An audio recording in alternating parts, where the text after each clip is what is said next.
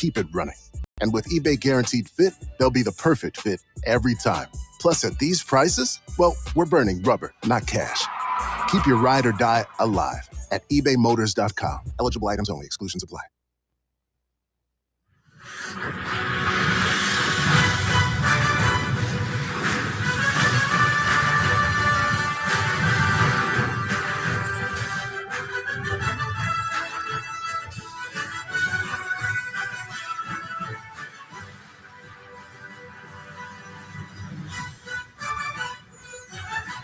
All right. And we are live from the White Claw Hard Seltzer Studios. It's overtime here on Fan Run Radio with myself, Garrett Armbrust, Caleb DeBusk, and Alex Sarkis coming to you on this Tuesday afternoon here in Knoxville, Tennessee. A somber day in East Tennessee as the passing of Dolly Parton happened earlier today, and we'll get into that here in a few moments. Obviously, one of the most impactful musicians of all time, and definitely one of the most impactful people in the state of Tennessee, and one of the last celebrities that was kind of generally liked by everybody. It didn't matter what political party you were, what race you were, whoever you were, everybody liked Dolly Parton. So we'll get into that here in the first hour, obviously, and pay our respects to the Queen of East Tennessee. Some more Tennessee football news, though, also broke today as Arion Carter had his suspension of 2 games.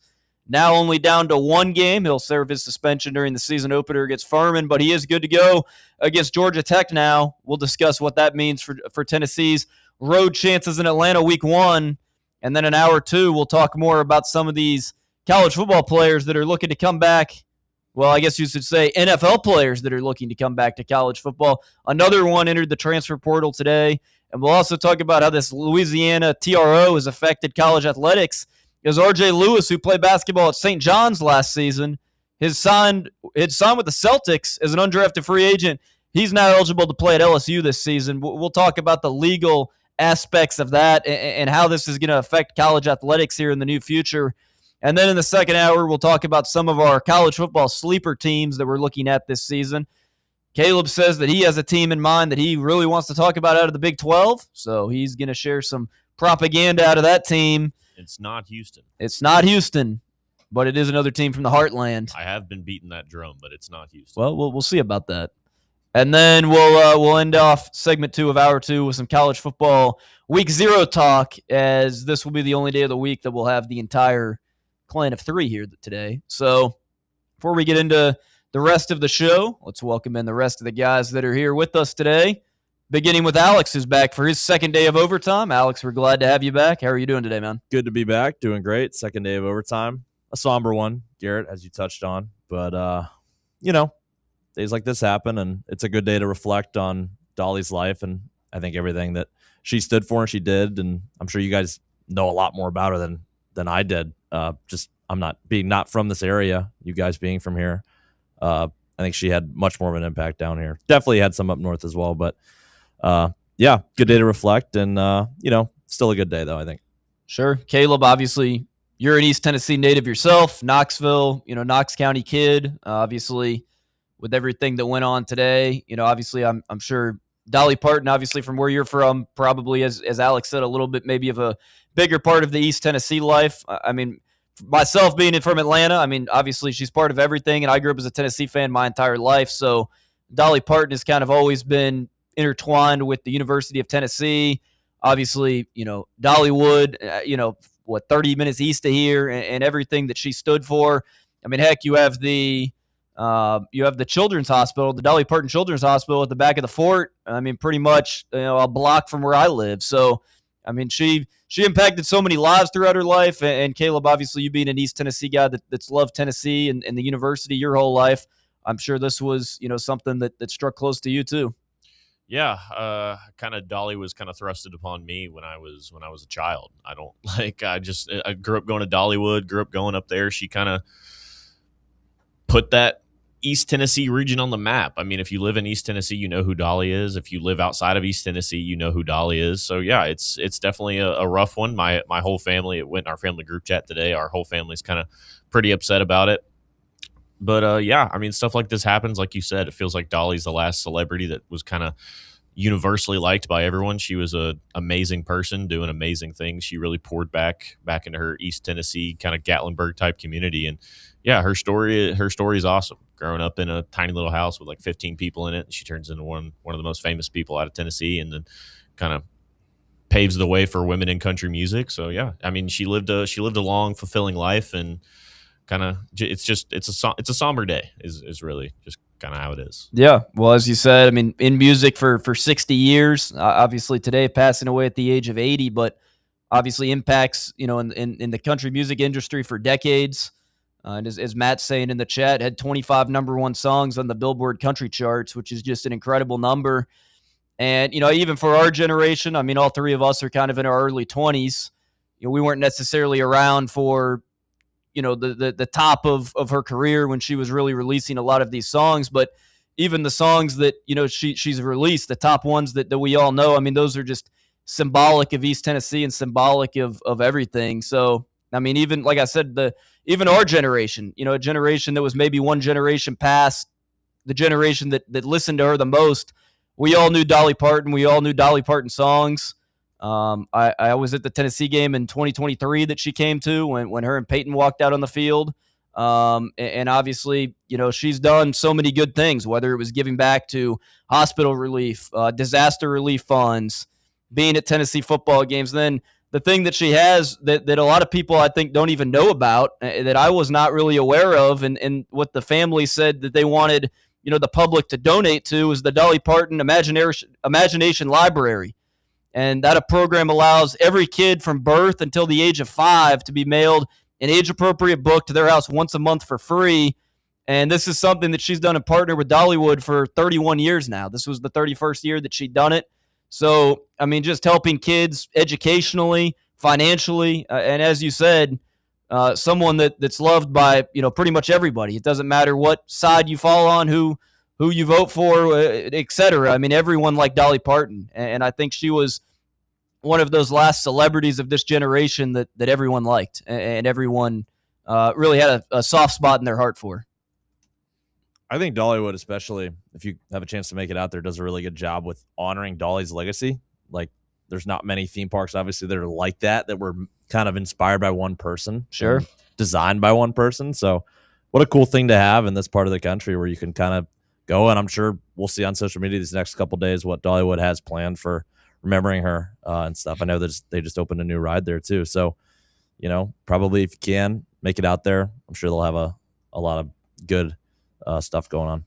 I think too, I mean, Caleb, you said a second ago, she grew up in a small house with lots of people around her, and probably, obviously had the odds stacked against her to be able to, be a successful musician, and obviously one of the most successful, not just country musicians ever, one of the most successful musicians to ever live. I think that's symbolic of a lot of people, not just in East Tennessee. Obviously, East Tennessee, I think there's, a very high percentile of, hardworking, blue collar Americans that provide for their family every day. But I mean, you see that throughout the country. I mean, she was kind of that person that stuck up for those people. I know, Alex, Pittsburgh is a very, blue collar city, a type of city where, you work those 9-to-5 hard labor jobs or whatever it is to provide for your family and to put food on the table and stuff. And so I think she really spoke to those type of people that got up early every morning and worked late and to be able to provide for their family. So I think, too, that's the reason why so many people were able to resonate with her, is because she came from a similar place that a lot of other people that listen to her music also came from. Yeah. So in other words, people working 9 to 5. Oh, what's that? In other words, people working 9 to 5. Well, I mean, lots of people work 9 to 5, and there's also a lot of people that work 5 to 9. Yeah. That's a good point. I was referencing her song. Well, I know you were. I know you were. But Rhonda Hartval says Dolly never forgot her roots. She was blessed and blessed others, and I think that's very true. I mean, you always saw the reception anytime she came to a Tennessee football game. I mean, the reception of her was just incredible, and she performed. What was that, Thanksgiving in the NFL of 2023, I believe it was. I mean, yeah, you're right. Whatever it was that she did, whether it was a performance, whether she was just, there, I mean, it didn't matter. Everyone respected her, and everyone, even if you didn't necessarily like country music, everyone knew who Dolly Parton was, right? I mean, she was one of those type of musicians like Elvis, somebody like that no matter where you're from in the country, you know who Dolly Parton is. Yeah. I mean, it's such a awesome thing, I think, for this state to have somebody like that that's from here, and especially so close to Knoxville. I mean, I know me and my family went to a lot of people go vacation in Pigeon Forge, obviously, because of all the stuff there, and the town has a lot of cool memorials to her, and they do a great job of kind of honoring her legacy in that town. So it's cool, and it really is. It's stunning just today seeing everybody who's commented on it. I didn't know she had that big of a reach, and we can see in our chat here, everybody's, reminiscing about things. And obviously it's tough on a lot of people being from here, but yeah. Yeah. I mean, I think obviously you just have to remember, the good moments that she brought everyone, and the moments that she brought of everyone probably that's from East Tennessee and Tennessee natives and stuff. And obviously a super somber day and a day that people will remember forever. So, obviously, condolences out to the Parton family and everyone that is, not even a part of her family. People that are, just people like us that live in Tennessee or from Tennessee that are having a tough afternoon after this news. So let's hit a break here for the condolences of Dolly Parton. I think that's the right thing to do. We'll hit a break here, and then on the other side, we will flip the script a little bit to Tennessee football. But let's hit a break here. Our condolences to Dolly Parton, and on the other side, we'll talk some Tennessee football. Stick with us as Overtime here on Fan Run Radio. For the fans, by the fans, this is Fan Run Radio, Knoxville. Blackford Veterinary Surgery Referral specializes in surgeries not regularly performed by your pet's general veterinarian. They're currently accepting referrals from vets all across the country. With their newly renovated state-of-the-art surgery center and highly trained staff, clients can rely on professional and thorough care. If your vet says that your pet needs surgery or rehab, ask for a referral to Blackford Vet and let them get your best friend back on its feet. Located conveniently in West Knoxville. For more information, visit blackfordvetsurgery.com. Is your crawl space damp, musty, or showing signs of mold? Call S&D Crawl Space and Insulation. From crawl space encapsulation and mold remediation to waterproofing, insulation, and dehumidifiers, S&D helps protect your home from moisture and poor air quality. Serving Knoxville and surrounding areas, call 865-602-0590. That's 865-602-0590. S&D Crawl Space and Insulation, protecting your home from the ground up.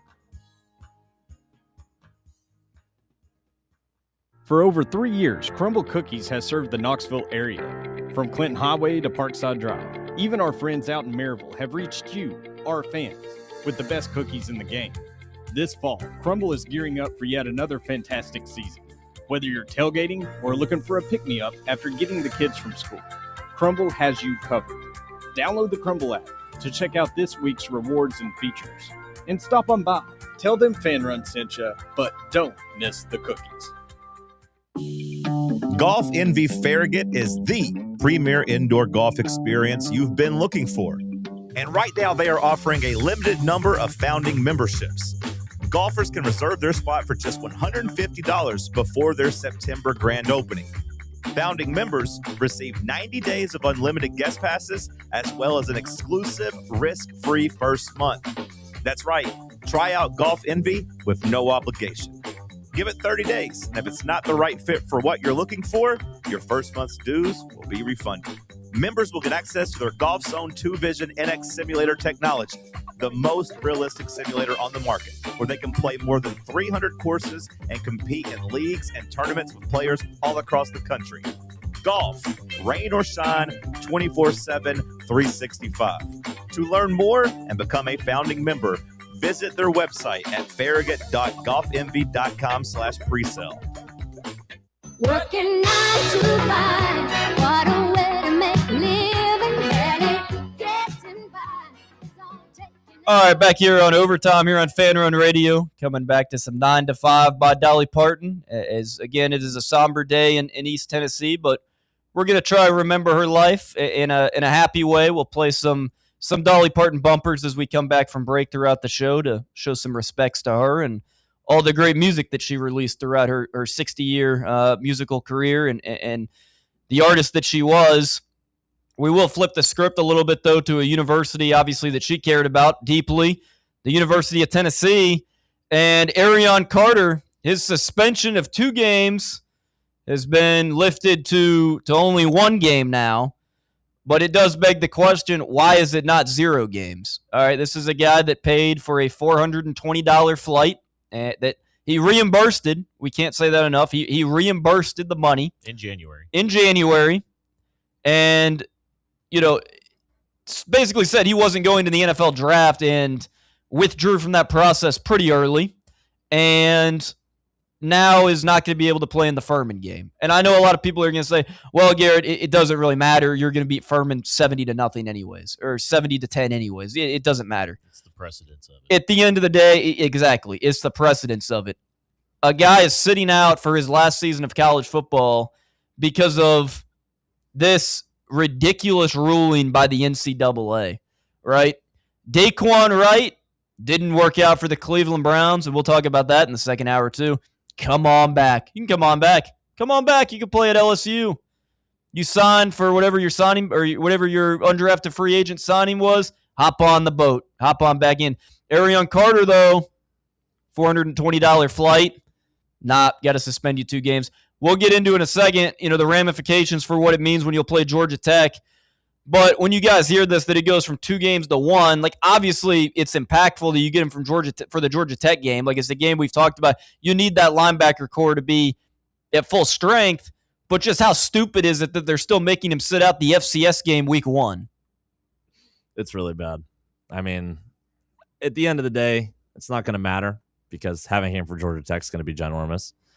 But again, like Caleb said, it's a precedent thing.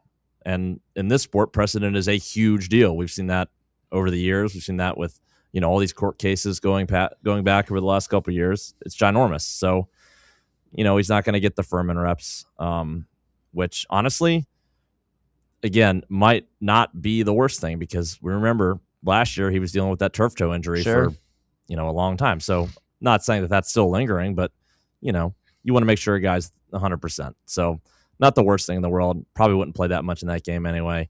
But still, the NCAA's got to wake up, and I guess they woke up half because they took away half of his suspension. But it's just dumb. But Tennessee's going to have him when it matters. Caleb, when you look at this, is this something where the NCAA, obviously they pound their fist on the table saying, we're going to suspend you 2 games. Now it's only 1 game. Obviously, it's nice that you get him for the Georgia Tech game, but just how stupid does this set the precedence? Or you still can't play the Furman game, even though nothing that you did was technically, I guess by the books, technically was illegal. But again, you have a team like Miami that went out and they lose their starting quarterback in Carson Beck, and they go out. It was pretty documented that C.J. Bailey definitely wasn't going to leave North Carolina State this season. That was kind of their guy that they wanted. Then they went up to Mason Heitschnell up at Pitt. He wanted to stay at Pitt, so that's 2 ACC quarterbacks that were staying at their school. And then they go, well, Darian Menso, one of the top quarterbacks in 2027 class, maybe he'll want to come to Miami. And they give him all this money, and he enters the transfer portal with a do not contact tag. And it's pretty obvious that they tampered. The NCAA has no problems with that, but they have problems with this. Why is this still a suspension when you look at, the grand scheme of things of other things that are happening in college athletics right now? It's just the NCAA trying to maintain a sliver of power that they still have. That's the only kind of logical conclusion I can come to, because when you look at the letter of the law for the NCAA, the reason he was suspended in the first place is because he received unfair benefits of a professional athlete. And I don't know in what world a $25,000 signing bonus isn't a benefit to a professional athlete. I just don't see how this makes sense in any sense of anything. This suspension has been reduced twice, and it's not at 0 yet. So that's what's crazy. It was reduced originally. Yeah, it's been reduced twice, and he's still suspended. It just makes absolutely no sense. Again, I know that this is something that everyone thinks is stupid, because when I get on Twitter and I see some random account, David from Tuscaloosa, saying this is a joke, that's when it's probably a joke. Or when Matt from Athens is saying on Twitter, he shouldn't be suspended, and you get SEC rivals that are agreeing with you, that's probably a pretty good sign that this is pretty stupid. Yeah, so I guess my question, I haven't really looked into how does Joey Aguilar fit into this? Like if he was to get waived from the Jags. Well, so this is only 2022 athletes. So you have to be a high school class of 2022. And essentially, Lane Kiffin was on the Pat McAfee show today, and he tried to explain this. He said, well, there were softball players that signed professional contracts in softball that are going to be coming back to play collegiate softball this season. First of all, Lane, the money that's made in professional women's softball is not the money that's made in the NFL. And second of all, I mean, look, I understand that Lane Kiffin's trying to create the best roster that he can. This is a guy that was on his team last season. I understand. Technically, it's not illegal to bring him back. You know, it is what it is. But the principle of it is just stupid. And what he said on the Pat McAfee show today was essentially these players were forced to the NFL, right? They didn't know that the 5-5 ruling was going to happen. Because remember, the guys in 2021, you know, the classes around 2022 did get the 5-5 ruling. But the class of 2022 originally did not get the 5-5 ruling. Now you've had other situations like a Zakai Ziegler who played 4 seasons at Tennessee and, you know, never redshirted or anything because he played his freshman year. He obviously filed that court case where he wanted the 5th year as well, and that wasn't going to apply to him either. But for 2022 athletes, he was basically saying Daquan Wright didn't know that he could come back for a 5th year, so he was pushed to the NFL. Daquan Wright had 700 receiving yards almost last year, 6 touchdowns. He was one of the better tight ends in the country. Why wouldn't he just go to the NFL? Why would you stick around in college football? Obviously, the answer is he's going to get more money. But me and Alex talked about this yesterday. He's going to a team that already has Trey'Dez Green, who's one of the best tight ends in the country. They already have a really good blocking tight end. There's a very good chance he goes to LSU and could hurt his draft stock even more than he did this season. Obviously, he was an undrafted free agent, but I don't think he's going to be coming back to college, be tight end 2 on LSU, and then go back to the 2027 draft and be a 5th or 6th round pick. He's just going to be undrafted again. Yeah, like I made this comment last week when we were talking about something similar to this, and I get the mindset of these guys like, oh, football is my only option. I have to go to the NFL. It's NFL or bust.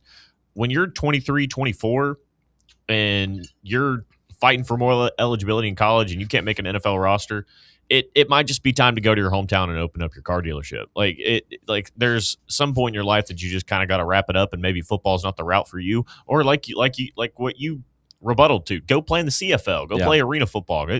You can play football in some capacity, but if you've signed an NFL contract or practiced with an NFL team or attempted to get on an NFL roster and you graduated college and you've played your senior day, you're not coming back to play college football. And guess what? If you're an NFL team, if you're the Browns, this doesn't look good to NFL teams. It can't. And you saw what Todd Monken said about it the other day. He said this S word is crazy. I was trying to figure out why Lane Kiffin was calling because what spot did Hardy take up that could have been another draft pick? Another UDFA that could have came in and got preseason reps and could have made the team. That's it.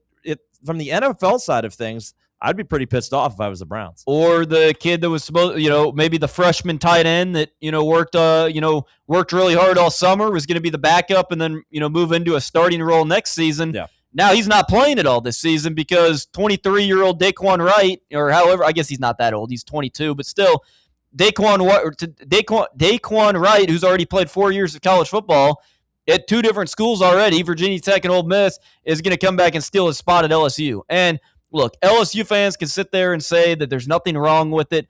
I understand legally he's not breaking any rules, but ethically out of college football, what you're doing here. I don't know, Alex, if you saw the Lane Kiffin interview that was on the McAfee show today, but I'll give him credit. He outlined his case pretty well. I think he made a good case. He made a good case, but I, personally, as someone that's not a huge Lane Kiffin fan, to me, everything that guy says, you have to take with a grain of salt. I don't think you can blame Lane for doing what he did, though. It's all about winning. No, I agree. I'm sure. I'm sure Heupel would have done the same thing if you would have had a player come here. I agree. And Ryan Day made some comments that I liked as well. He said, "Hey, I don't want to do this, but other guys are going to do it." That's what Lane said too. It's the same sentiment. If we're not going to get these guys, other teams will.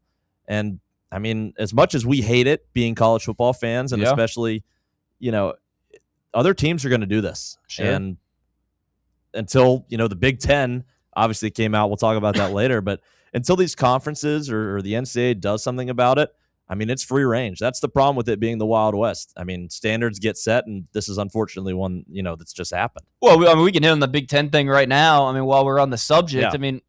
I mean, what do you make of the statement that they had? And obviously, Sankey had his own statement too. I mean, where do you see the two differences between the commissioners there? Well, the Big Ten passed a rule, and Sankey was just like, no, don't do that. That's Right. why I was confused Yeah. about the SEC one. They Yeah. didn't say. I mean, they said something, but they didn't do anything. Mm-hmm.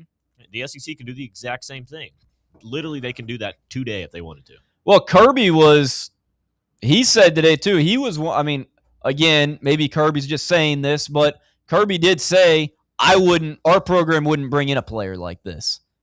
I don't know if that's true or not, but I do think that, I almost do believe it a little bit from Kirby, because Georgia's used the transfer portal a lot less than most teams in the SEC over the past few. Like, a lot of their talent has just kind of been homegrown talent that they've produced there. Yeah, well, I mean, if you tell me Lane Kiffin was going to be the guy to do this, I mean, 1,000%. I mean, guy's a snake.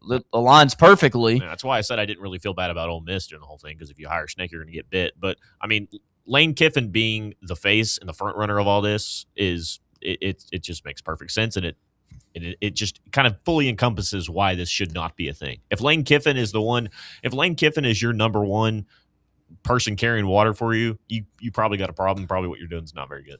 I'll say it again. I've said it all summer. I'll say it again. Week 3, Ole Miss versus LSU in Oxford, Mississippi will be one of the most theatrical environments you've ever seen, because you've had, multiple guys from the Ole Miss team that go to LSU and follow Lane Kiffin. Obviously, the whole fallout of Lane Kiffin not coaching the playoff game and him, Charlie Weiss, leaving, the offensive coordinator.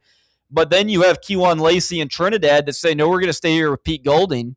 But then you do have players that left Ole Miss, followed him to LSU. And obviously the two fan bases despise each other. I mean, they've been going at it on Twitter back and forth since this happened in January. I mean, this has been January. This has been going on for a long time. William and I said on the playbook, like, they're going to have to bring in, like, the National Guard for this game. I mean, this is going to be it genuinely might be, like, unsafe for, like, an opposing fan base to go to this game. I'm not even saying that as a joke. It's going to be like Red Sox-Yankees Game 6 in New York 04 World Series. They're going to have riot gear police on the field. I mean, they literally might have to. It's going to be one of those things where, like, if you do, if you're a fan and you do something that's not even that bad, like, they're going to arrest you because they don't want it to get out of hand. Yeah. I mean, Ole Miss still got to beat us out, though. They still got to get the student section kicked out. Well, they'll have to bring golf balls and mustard bottles for that. But they could bring worse. I mean, I don't count the. I mean, you never know, man. Yeah. Like, what happens out in the Grove that they can bring in? They can probably build something out there. Well, last year when I went to the Grove, I saw some interest. I was actually there for the Ole Miss LSU game last year in the Grove, and let's just say they had some interesting ways to show a tiger being eliminated. We'll just put it that way. But I mean it. That game is going to be crazy. I mean, that game every year already is crazy. I mean, that's already one of the most entertaining games most years. Oh, yeah. But I just think, Ole Miss has to be pretty mad to watch this stuff happen. A guy that played on their team last year, and they say the 5-5 rule, if he didn't know, he wouldn't have gone to the NFL. Well, if he didn't know, maybe he would have stayed at Ole Miss. Yeah. But now he's going to play for his old coach at LSU. I just think that game is going to be absolutely bonkers because you're just going to have so many guys that are going to hate one another. You're going to have two coaches that I understand they say Golding and Kiffin get along with each other.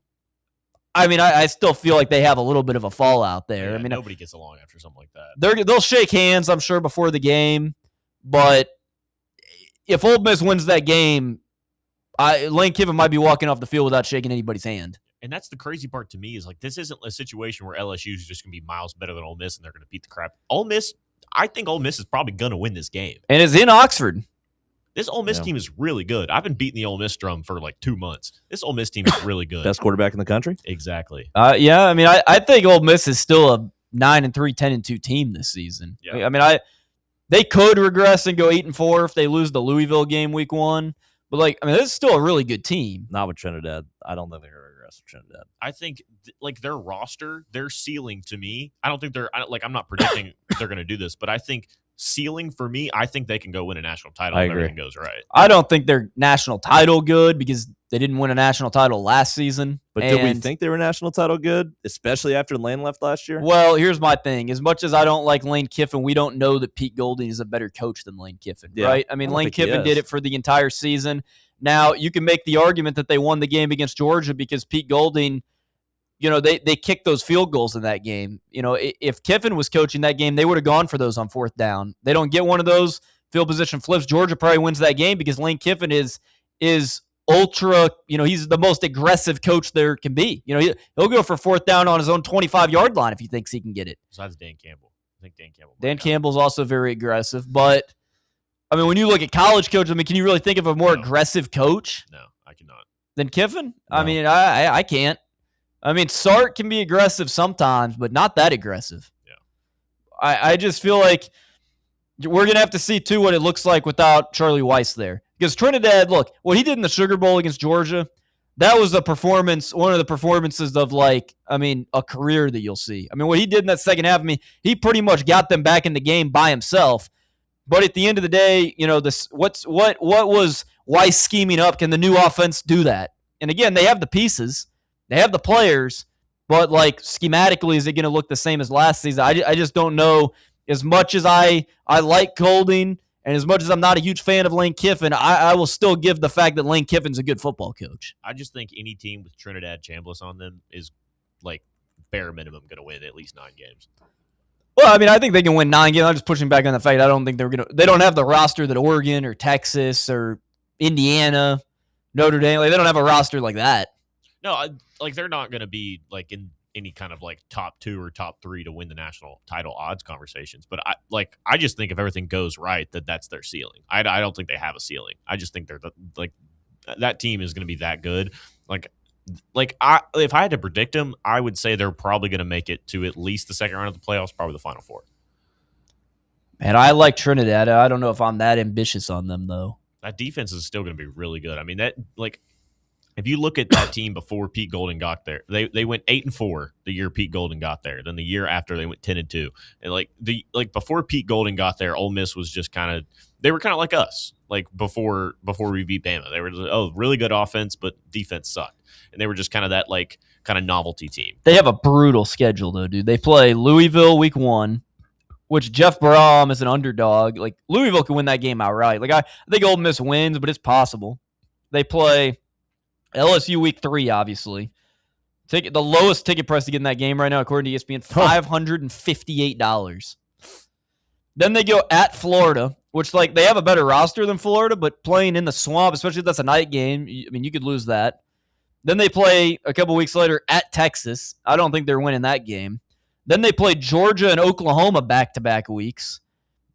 And then, they get Mississippi State at the end of the year. I don't think Mississippi State's going to beat them, but Camario Taylor's a really good quarterback, and if everything goes right for Mississippi State this season, I think they could be a 7-5 team. They have 5 games on their schedule that are really difficult. Texas, Georgia, Oklahoma, LSU, Florida, Louisville. That's 7 games that you could lose. Obviously, they're not going to lose 7 games, but of those 7 games, I'd be surprised if they didn't lose at least 2 or 3. You got to win the home games. Yeah. You got to win your home games if you're them. If we're talking about brutal schedules, I was looking at this the other day. Do you want to hear what Auburn's schedule is? They do have a tough one, yeah. So they play Baylor week 1, then they play Southern Miss, Florida, Vanderbilt. Okay. Then this is all back to back.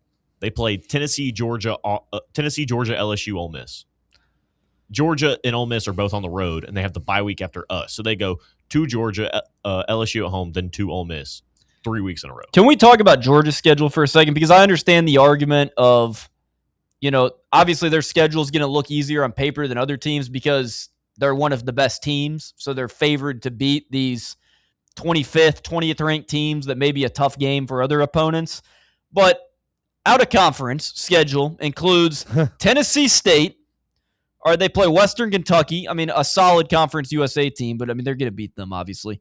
Then they play at Arkansas. That's their season opener on the road and against an SEC opponent at Arkansas. Worst team in the SEC. The game will be at noon. They'll win by 30 points. Then they play Oklahoma in Athens, so they should win that game. Then they play Vanderbilt in Athens. Their first true road game against a team not named Arkansas is Alabama on October 10th. I don't care what the line is in that game. I'm laying the points with Georgia. October 10th is the first time that they play a team on the road that is not projected to finish 16th in the SEC. Who had a stretch like that last year? Was it Missouri? There was some SEC Missouri team that had a weird I think it was schedule Missouri. stretch that Yeah. they didn't play a road game till like the same time. I think it was Missouri. I think it was Missouri. Miami this season. Now I got to get this right too. I don't think they play a game outside the state of Florida until like November. Let me look this up. I'm pretty sure this is correct.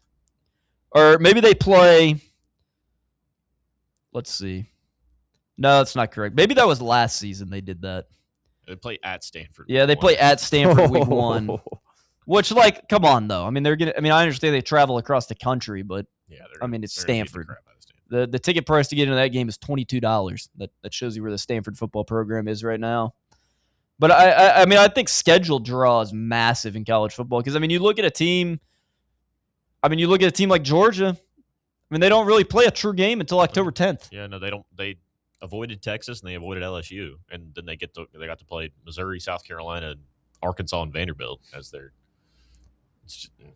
It's just how it shakes out sometimes, and for it appears that Georgia kind of gets the longer end of the stick in most cases, but I don't know. Maybe we hate Georgia so much. So. Well, what's your thought on this, Caleb? Because Alex and I talked about it yesterday. Obviously, you have the 3 opponents that you play every season. Obviously, Tennessee is Alabama, Kentucky, and Vanderbilt, and you get the free win pretty much every year over Kentucky and Vanderbilt most times. Obviously, last year it didn't happen.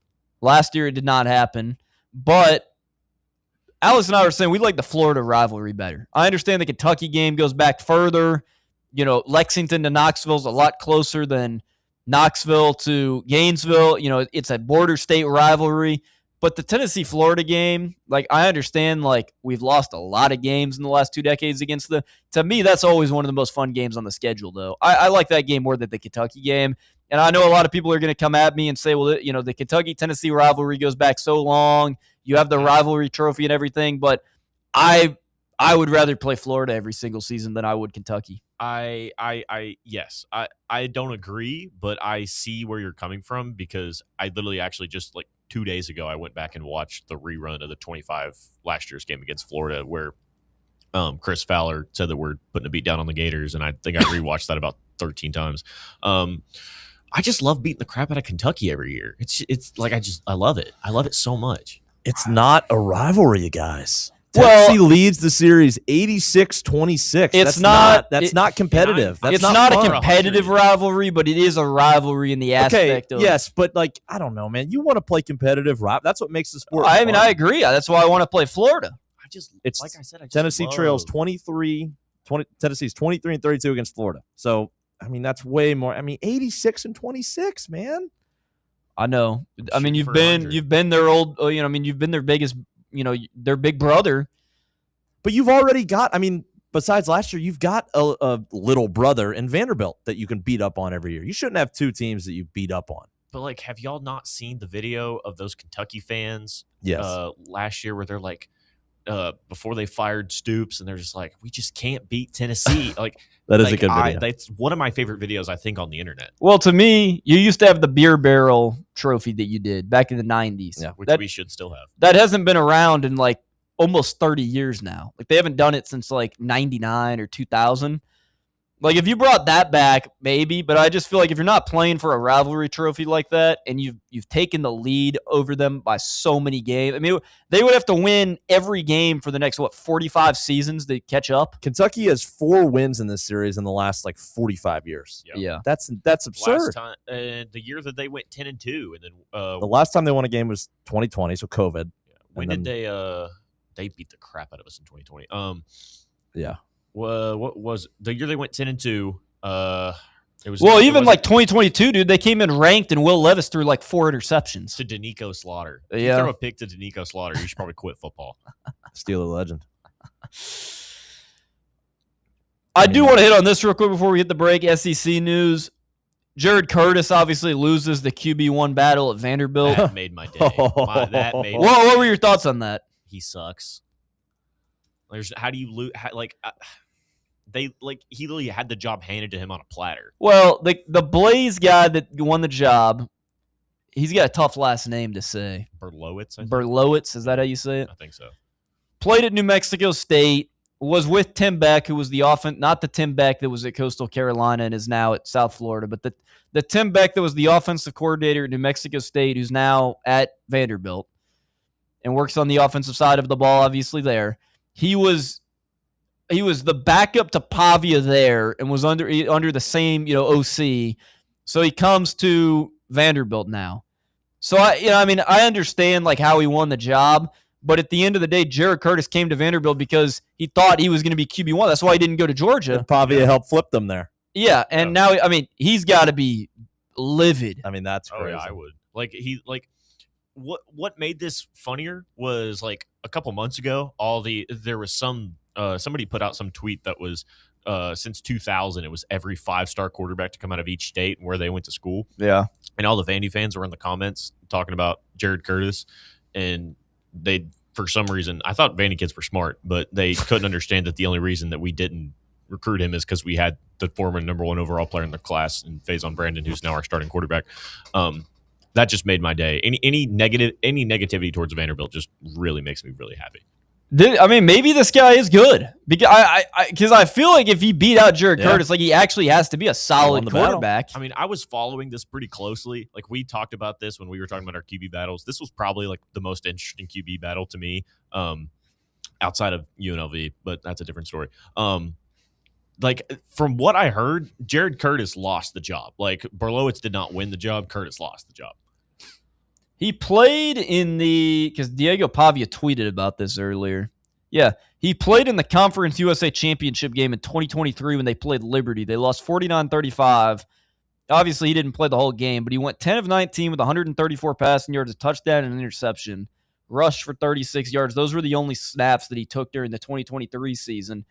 Didn't play, obviously, in 24 when he transferred to Vanderbilt because Pavia was obviously the guy.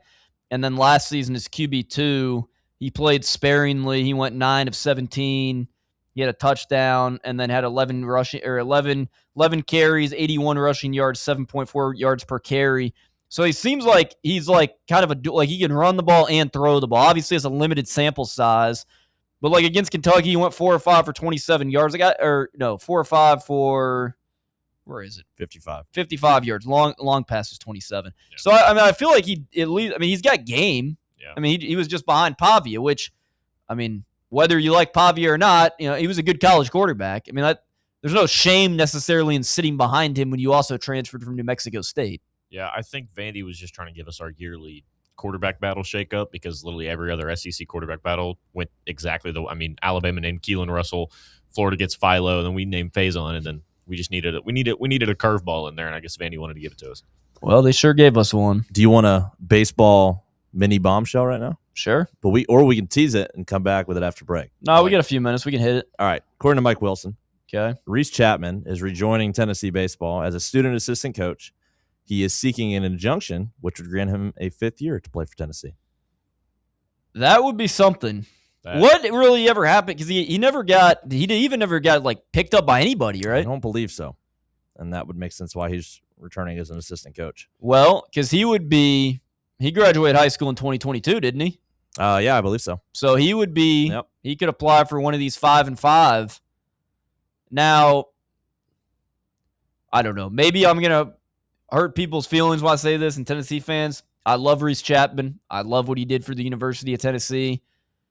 But this is kind of one of those things for me where, like, maybe I don't want to see that. But he plays good defense. He does play good defense. I'm not saying I wouldn't. I'm not saying I wouldn't want him on the team. I'm just saying I don't know that we need to get an injunction for this. Like, why does he need it? Is what I'm saying. Because this is the same thing I was with Aguilar.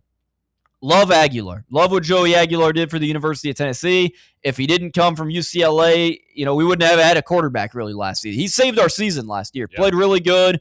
Endorsed the University of Tennessee. Heck, he's got a tattoo of Knoxville on his leg. All right. I mean, the guy loves the University of Tennessee.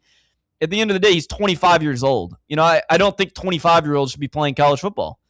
Reese Chapman, I love what he did for us at the University of Tennessee. Supported him every game he played. But, at a certain point, you graduate college and you have to move on. I'm going to ask what might be a crazy question. This might be insane. Do we have a spot? Like, does his bat fit in his lineup? I mean, because we're gonna be really, really good. I mean, he definitely fits because he drives and runs. Yeah, they'd be able to find a spot. They would find a spot. Because especially when you lost Eisfelder in the transfer portal. Yeah. He was set to be his replacement. Yeah, he's gone now. So, it would be great if he came back. I'd root for him. I'd want him to play well. It would probably honestly solidify you possibly a spot in Omaha if you had one more bat. Yeah. But ethically, as a fan of someone who likes college sports, I don't know that I necessarily love that. Yeah. But I'm not 100% sure what the reasoning of why he's looking for this either is. Yeah. I got something I want to pick y'all's mind about when we come back from break. All right, yeah, we can do that. We'll tease that before. BS Osborne in the chat says the goal is to make the playoffs, and I hate to say it, but playing Florida annually could keep us out, and I have seen us lose to the Gators a lot more than the Cats in my 59 years. Yeah, that's completely fair. Obviously, I feel like you've turned the page a little bit on Florida since 2022. You beat them in 22. You've beat them in 24, and then you beat them last season. So you beat them 3 of the last 4 seasons. But I understand you didn't beat them in Gainesville for 2 decades. So I agree with that. You want to obviously have as many wins as you can on your schedule, and with the way the college football playoff is, if you go 10-2, you're in. Usually, if you go 9-3, you're out. So I do completely agree with that. But at the end of the day, I just like the Florida game more. But I do completely understand where you're coming from, Osborne. On the other side, we'll continue the conversation. I do want to hit the Louisiana TRO effect on college athletics. I want to touch on this R.J. Lewis situation where he's coming back to LSU because it seems like everyone's coming back to LSU. And we'll continue the conversation some more this NCAA eligibility, I guess, junk and kind of just a mess of everything when we come back on the other side. Stick with us as overtime. Follow us on Twitter or X or whatever they're calling it these days at Fox Sports Knox. Fox Sports Knoxville. Fan Run Radio. Located in Knoxville's historic Old City, Barley's offers great food, live music, the best draft beer selection in town, and now your new favorite place to watch sports. Their indoor projector is perfect for any weather, and they've revamped their upstairs area with more TVs to take in all of the action. Their menu features hand-battered chicken tenders, juicy burgers, fresh salads, and the tastiest pizza in Knoxville. You can enjoy their happy hour drink specials daily from open until 6 p.m. Barley's Tap Room and Pizzeria. eBay Motors is here for the ride. Go ahead, feel your engine. Admire that perfectly installed exhaust. Your vehicle's moving along this freeway like it was made from fresh installs and a whole lot of love. With eBay Motors, you get over 122 million parts to keep it running. And with eBay Guaranteed Fit, they'll be the perfect fit every time. Plus, at these prices, well, we're burning rubber, not cash. Keep your ride or die alive at ebaymotors.com. Eligible items only. Exclusions apply. Hi, this is Bo Kregner from the Kregner Group at Realty Executives. And I know there's a lot of choices here in East Tennessee when it comes to choosing a realtor. Here's why the Kregner Group is different. At the Kregner Group, our motto is walking by faith, serving others. It's how I live my life. It's how I run my business. Here at the Kregner Group, we're committed to doing real estate the right way. Faith, honesty, integrity. The Kregner Group. Call me anytime at 865-742-1035 or visit my website at boknowshouses.com. You're listening to FM 105.7 and AM 1340. WKGN Knoxville and W289CU Knoxville. Fan Run Radio. Football season is all about winning game plans, and here at Knoxville Smiles, we believe that your smile deserves an all-star game plan too. Whether it's a routine cleaning, whitening, or restoring your confidence, Knoxville Smiles has the experience to keep your smile in championship form. Don't let dental pain blitz your game plan. Call Knoxville Smiles today and schedule your appointment, because a healthy smile is the ultimate home field advantage. Call 865-539-1776 or schedule online at knoxvillesmiles.com.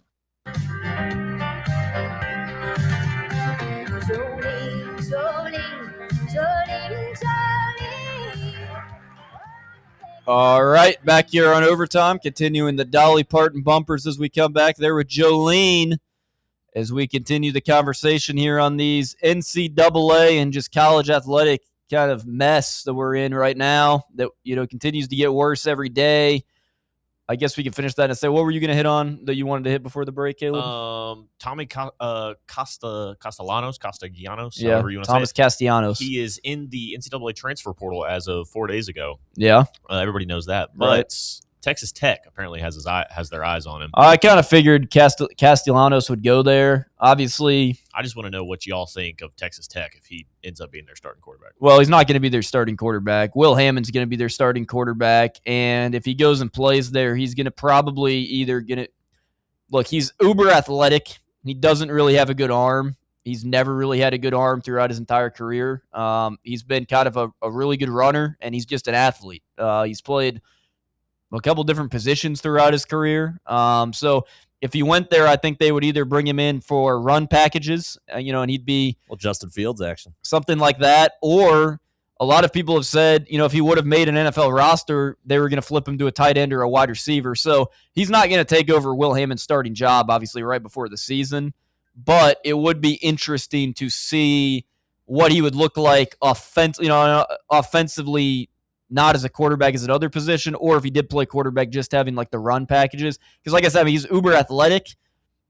He won the game against Alabama last year as the starting quarterback at FSU. He wasn't a bad quarterback. He's just not the type of quarterback that's going to go out there and throw for 3,500 yards. And Will Hammond, when he was healthy last season before he tore his ACL, he was a good quarterback. Obviously, he was the backup, but he was a good quarterback. So Will Hammond's not going to lose the job to him. But I figured he would probably go to Texas Tech just because of Texas Tech obviously has the coin. They have the oil money. They're trying to bring in, just like everybody else is, the best roster they can to compete for a national championship. I think it was pretty embarrassing for them last season when they got in the college football playoff. Defense plays good against Oregon. They couldn't score a point and lost 23-0 in the Orange Bowl. So I think they're going to do everything they can to make this season a little bit different. Just what makes it interesting for me is just how good he played in that Bama game, and I just feel like there's potential there. And obviously, Florida State has definite question marks in the coaching department. So who knows? I just think I'm just curious what he would look like if he was able to get to a program like Texas Tech. Well, you just look at his career. Last season at Florida State, he threw the ball more than he'd ever had last season in his career. He had 2,700 passing yards, 15 touchdowns. Had 557 rushing yards, 9 touchdowns. He had 137 carries as a quarterback, which is obviously a good amount. 2024, though, at Boston College, look, he had 18 touchdowns, only 5 interceptions, which is a really good rate. But, he only had 99 passes complete throughout the season. He only threw for 1,300 passing yards. And 2024, he didn't really run the ball either that effectively. Now, obviously, the Boston College offense in 2024 was a little bit different than the Florida State offense in 2025. And in 2020, I don't think he started that entire season either. But still, I'm not saying he's a run-first guy, but he's not he's not going to win you the game necessarily through the air. I think that's a guy that's interesting if you're an NFL team, though. I agree. Obviously, throw in, give him one more year in a good program and find a spot for him, maybe on your roster, see what he looks like. Yeah, I think so there's a spot for him in the NFL, maybe. He was the starter for that's what it was. First 8 games. I remember this. And then Grayson James, that's what it was. The guy that was from FIU, he took over for him the last 4 games of the season. So, I don't know. It would be interesting. It would be interesting to see what kind of packages they could put him in there for, because if he comes there and they pay him $1 million, he'll fit in and do something. Put him in a Taysom Hill role. Yeah. Play everything. Yeah. Yeah. You might as well if you're going to bring him in. Why not? All right, well, before we end this hour, listen on this real quick.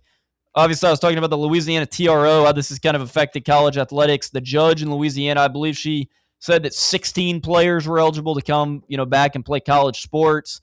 RJ Lewis is going to be coming back and playing for LSU this season. Signed with the Celtics as an undrafted free agent. Obviously, was really good at St. John's last season. Played horrible at the end of the year. Was it the NCAA tournament where he got benched or he didn't play? I can't remember if that was that or if that was their conference championship. But he was not good. I think it was the NCAA tournament. He got benched. Anyways, good player. He was a really good player throughout most of the season for St. John's.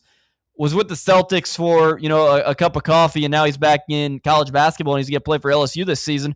And we talked about yesterday on the show, Will Wade's team right now is basically a bunch of just Charles Bediacos. They have a bunch of players that played professional basketball or were done with college that are coming back to play college. And correct me if I'm wrong, but they only have like 5 or 6 guys on their roster still right now. Yeah, that LSU team it's not going to be very good. It's like, yeah, you got Will Wade back.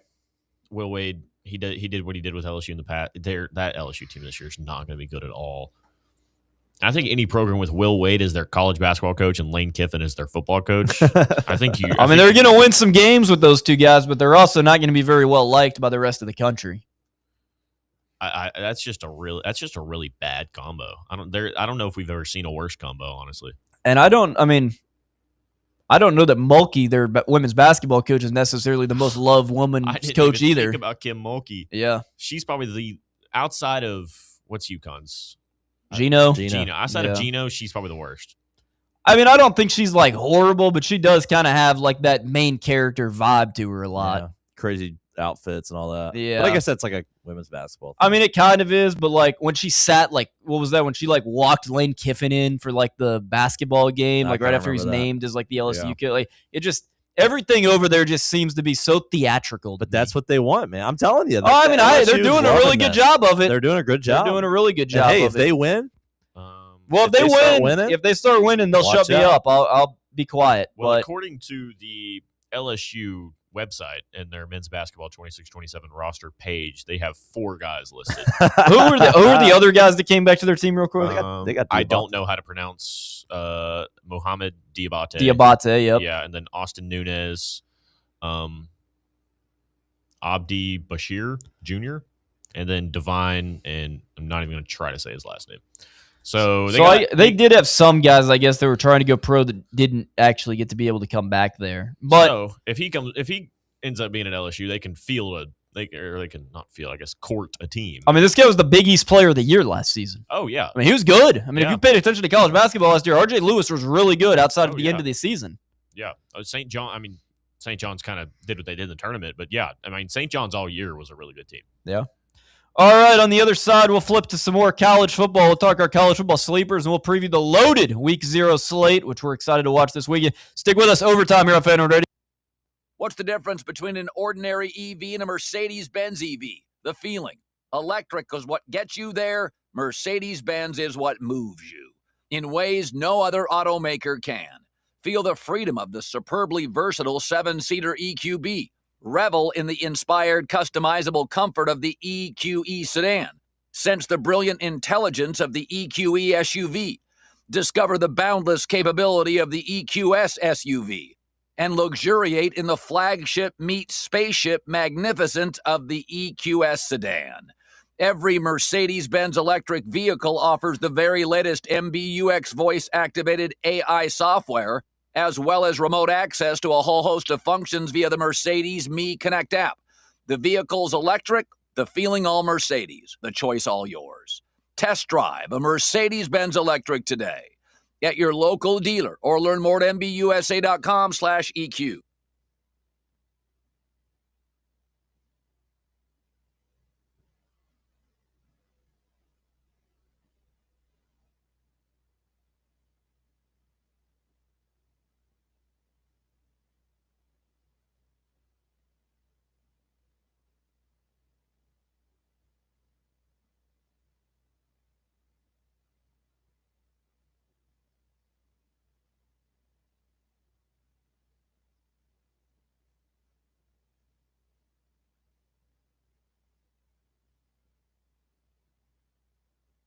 Hey Vols fans, Cody Brown here.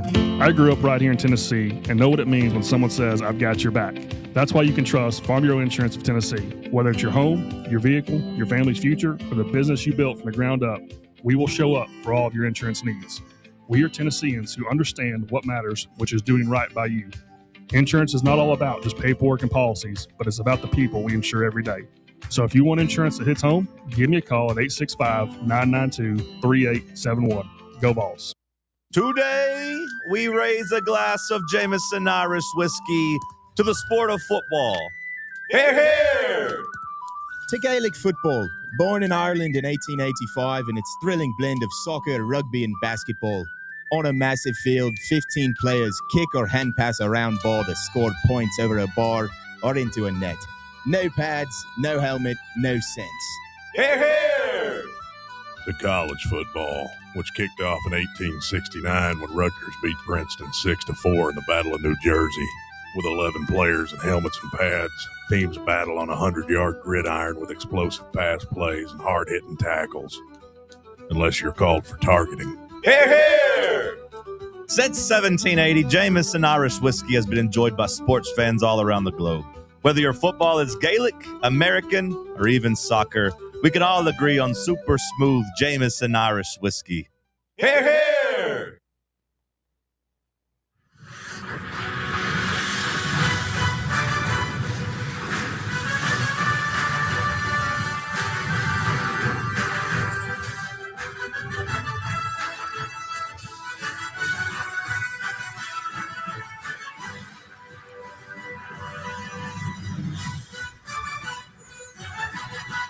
All right, back here on Overtime, kicking off hour number 2 of the program here on this Tuesday, beautiful Tuesday afternoon.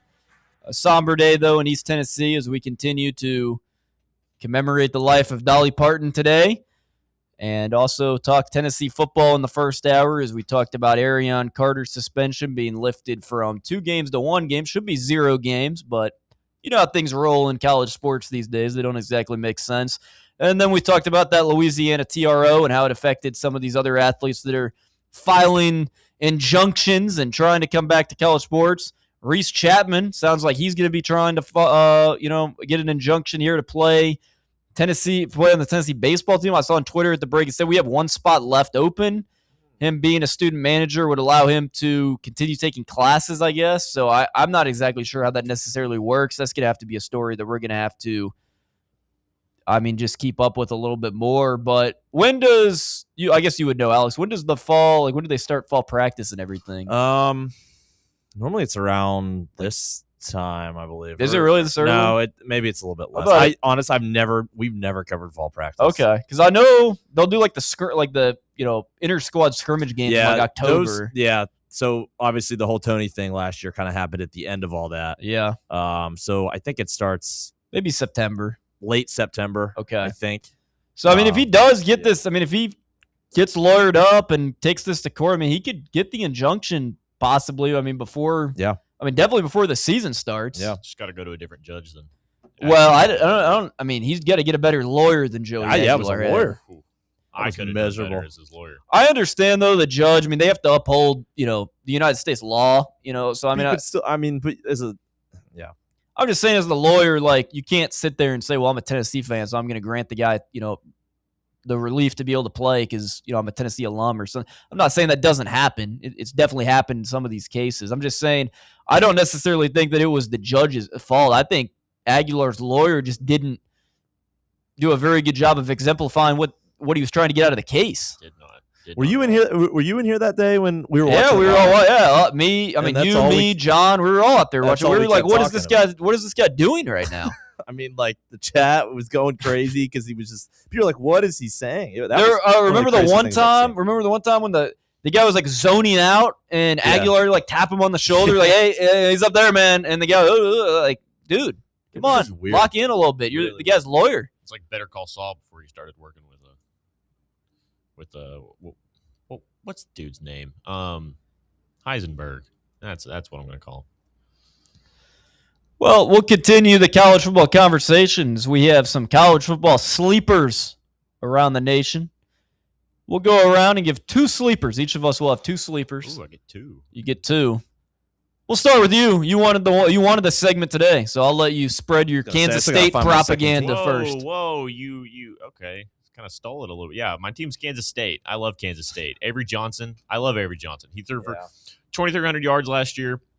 Obviously, hopefully his family doesn't fight in the parking lot this year. Yeah, that we can talk about that later. 2,300 yards is not going to blow anybody away. That's kind of what Nico threw when he was here.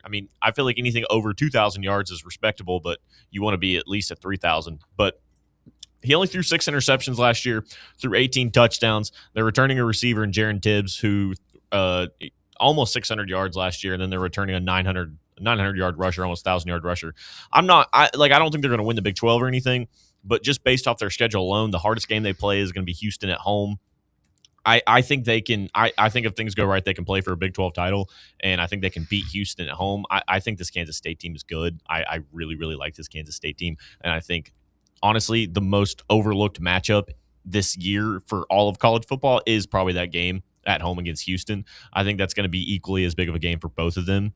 I love Kansas State. I like Kansas State too. I mean, y'all know I'm kind of a degenerate when it comes to college football. I know the players on every team. I like Avery Johnson as a quarterback because he's athletic, right? I mean, he can run too. I mean, he's one of the more athletic quarterbacks in the country. Passing-wise, last season, he definitely regressed a little bit. It will be interesting to see what it looks like this season to me because Colin Klein has obviously been there as the OC and helped with his development stuff. How does that change a little bit as he's now overseeing everybody as the head coach? You know, does he have as much one-on-one time with Johnson as he had in previous years? I agree with you, though. I think Joe Jackson's a really good running back. They also got a running back transfer out of Oklahoma State. I like Jaron Tibbs. Like you said, they lose Jace Brown, obviously, to LSU, who's been their leading receiver the past couple of years. But they bring in Joshua Manning from Missouri. He's a pretty good player. And then, obviously, on the defensive side of the ball, they have some good pieces. Now, they lost two guys on the D-line to Indiana, which is tough. But I do like the safety they brought in, Coy Beasley. He's really good from Miami of Ohio. And then they brought in Elijah Hill, who's an edge rusher from Kennesaw State, who was one of the better edge rushers in the G5 last season. So I think Kansas State's a good sleeper team. But we'll have to, I mean, like you said, I think they're over under when I did like their preview articles 8.5. So, I mean, Vegas is relatively high on them. Yeah, they're plus 1,900 to win the Big 12. So they're sixth in the odds to win the Big 12. They're behind TCU, Houston, Utah, BYU, and Texas Tech. Okay, yeah, maybe their odds were maybe it was 7.5, 7.5 or 8.5. I can't remember. I got it what right it in was. front of me. Let me pull it up real quick. I guess 8.5 would be a lot. Maybe it was only 7. Rules question: Am I Yes. allowed to pick two from the same conference? Yeah, that's fun. It's 8.5. 8.5. So I mean, yeah, mine both are from the same conference. Yeah, so. I mean, obviously, Vegas is high on you if you're projected to win 9 games if you hit the over. Have you said your second one yet? I wasn't paying attention. Are we going to say both? Or Well, let's all go yeah. 1-1-1. So, Alex, you've now been nominated to select your team, and I think I know who it is. We're leading off with the Virginia Tech Hokies. Okay. James Franklin, year 1, awesome recruiting class. A lot of guys from Penn State following him over. Listen, James Franklin got screwed at Penn State. And I know there's a lot of James Franklin doubters out there, especially from where I'm from. But he's proved, I think, he can get his teams to the precipice of being elite and being national championship good. I'm not saying Virginia Tech is going to do that in year 1 under James Franklin, but I think they're going to impress a lot of people this year. I mean, it all starts with James Franklin for me, just with the guys that he brought with him, and we know he's an elite recruiter, so he gets top athletes, and the DMV is a really, really nice place to recruit, and I think he's going to own it. So I got Virginia Tech making some noise in the ACC this year, and I will hand it off to Mr. Garrett right now. Because I think Grunkmeyer's interesting. Yeah, because he actually played pretty good. In the bowl game. I mean, he was bowl game. He threw for 260, 2 touchdowns in like the snow. Rutgers, he went 17 of 21 for 209 yards. Nebraska, he went 11 of 12 for a touchdown. Michigan State, he went 8 of 13 for 2 touchdowns. And Indiana, he went 22 of 31 with a touchdown and interception. I mean, those are pretty good stats. Those are not bad stats at all. I had to go back and look at this because I didn't remember him. I mean, I knew he played good in the bowl game, but I mean, Penn State, they did turn the corner at the end of the season. They did. And for, I mean, a guy to be thrust into action after Drew Aller, I mean, that's impressive stuff. Especially against Indiana. I mean, 219 yards against that defense. And obviously, we all know they should have won that game. Yeah. So, yeah, that was one of the crazy Well, the catch by Omar Cooper in the back of the end zone was one of the just best catches I've absurd. ever seen. One of the best catches I've it's ever better seen. than Odell, I think. You think? Yeah. Yeah, because I mean, it won them the game. He didn't just come down and bounce. He had to reach his foot all the way back. I think it's a better catch pound for pound, and the Giants didn't even win that game that Odell made the catch in. He did catch it with 3 fingers, though. He did, but it wasn't a game-winning play. Yeah, that was when the catch of my childhood, man. That was. But it was overhyped. I mean, on the cover of Madden, I don't know. It was a good catch. Wasn't it on like Black Friday though, when like everyone was watching? I don't remember when it was. He changed the playground, dude. Like he did change the playground. He did. I had an Odell Beckham jersey when I was a kid. In Collinsworth. Or no, it was primetime because that's the greatest catch I've ever seen. And that's what he said. Yeah. I love Collinsworth, and he killed it. Oh, yeah. So good. All right, my sleeper team is going to be Cal. Okay, yeah. I love JKS. I mean, I think obviously he was right up there with Malik Washington and some of those other top freshman QB. I mean, I think he was the best true freshman quarterback last season. I think he's going to be really good again this season. I mean, he's a lefty gunslinger. I think he could be the number one pick in 2028. I really like what they brought in with him through the transfer portal. They go out and get Ian Strong from Rutgers, who was really good. Him and KJ Duff were probably the best wide receiver duo that not a lot of people knew about at Rutgers last season. Ian Strong's really good.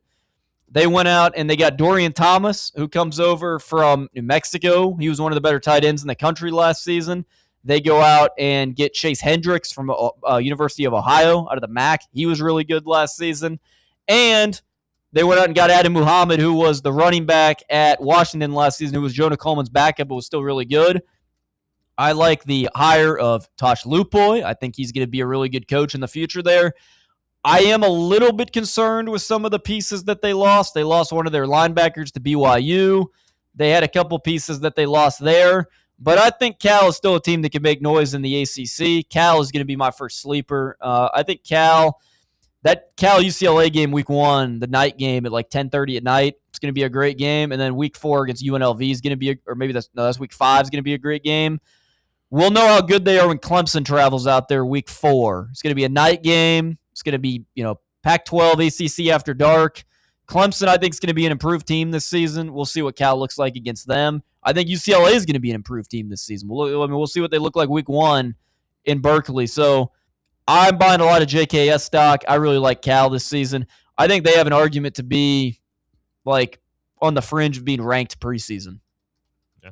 I think they're going to be a really good team, or not a really good team. I don't want to be hyperbolic and say that they're going to be really good and I don't expect them to make the playoffs, but I mean, I think they're going to be a team that outdoes expectations and goes 8-4.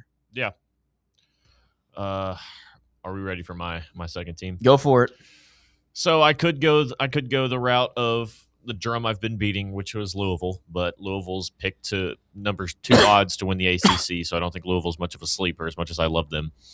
This next team is a little bit more of a sleeper, and Garrett, you're probably going to get really tired of me hearing me beat the Houston drum. Yeah. I love Houston. I do too. I love Connor Wigman. I love Mekhi Hughes. I love him. I think Amari Thomas is the best receiver in the Big 12. I think he's one of the best receivers in the country. And I picked Houston because obviously if you've listened to the show at all, and obviously Garrett knows, I talk about Houston, I think, every day. That's just how much I love this team. I think their schedule is really hard. I think they kind of got the short end of the stick with their schedule. I mentioned the Kansas State game. They also have to go to Utah. They have to go to Texas Tech. And then I didn't mention this earlier, when they go to Kansas State, that's their 7th game in a row that they're going to be playing.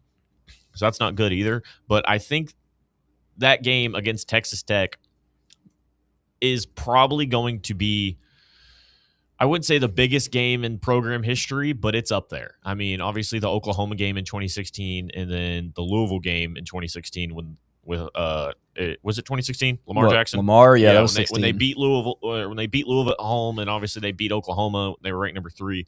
It's up there, but at that point in time, they're still a group of 5 schools. This year, they're a Power 5 school. They got a lot of expectations on them. If everything goes right, they want to win the Big 12. I think this is one of the biggest. That Texas Tech game is one of the biggest games in Houston program history, and I really love this this Houston team. I think their offense is going to be great. Yeah, I've beat the drum for so long. I kind of hate hearing myself say the word Houston, but it's just. I think they're that good. Like, I think they can win. I think they can win the Big 12. The wide receiver trio that they have there: Amari Thomas, Kobe Young, and Trent Walker. Trent Walker that comes over from Oregon State. Blanked on his name. Then you have Mekhi Hughes, who was a 1,000-yard rusher back-to-back seasons at Tulane. Obviously went to Oregon last season, redshirted, didn't play. Hops back in the portal. He's going to fit in at Houston. And then they bring over Patrick Overmeyer, who was one of the best G5 tight ends at UTSA last season.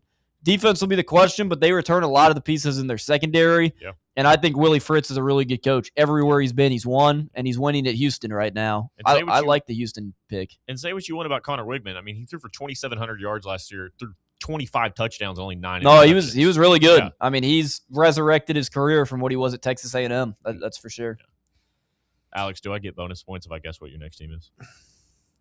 Sure. Is it SMU? No. Oh, okay. Is it the opposite of ESP?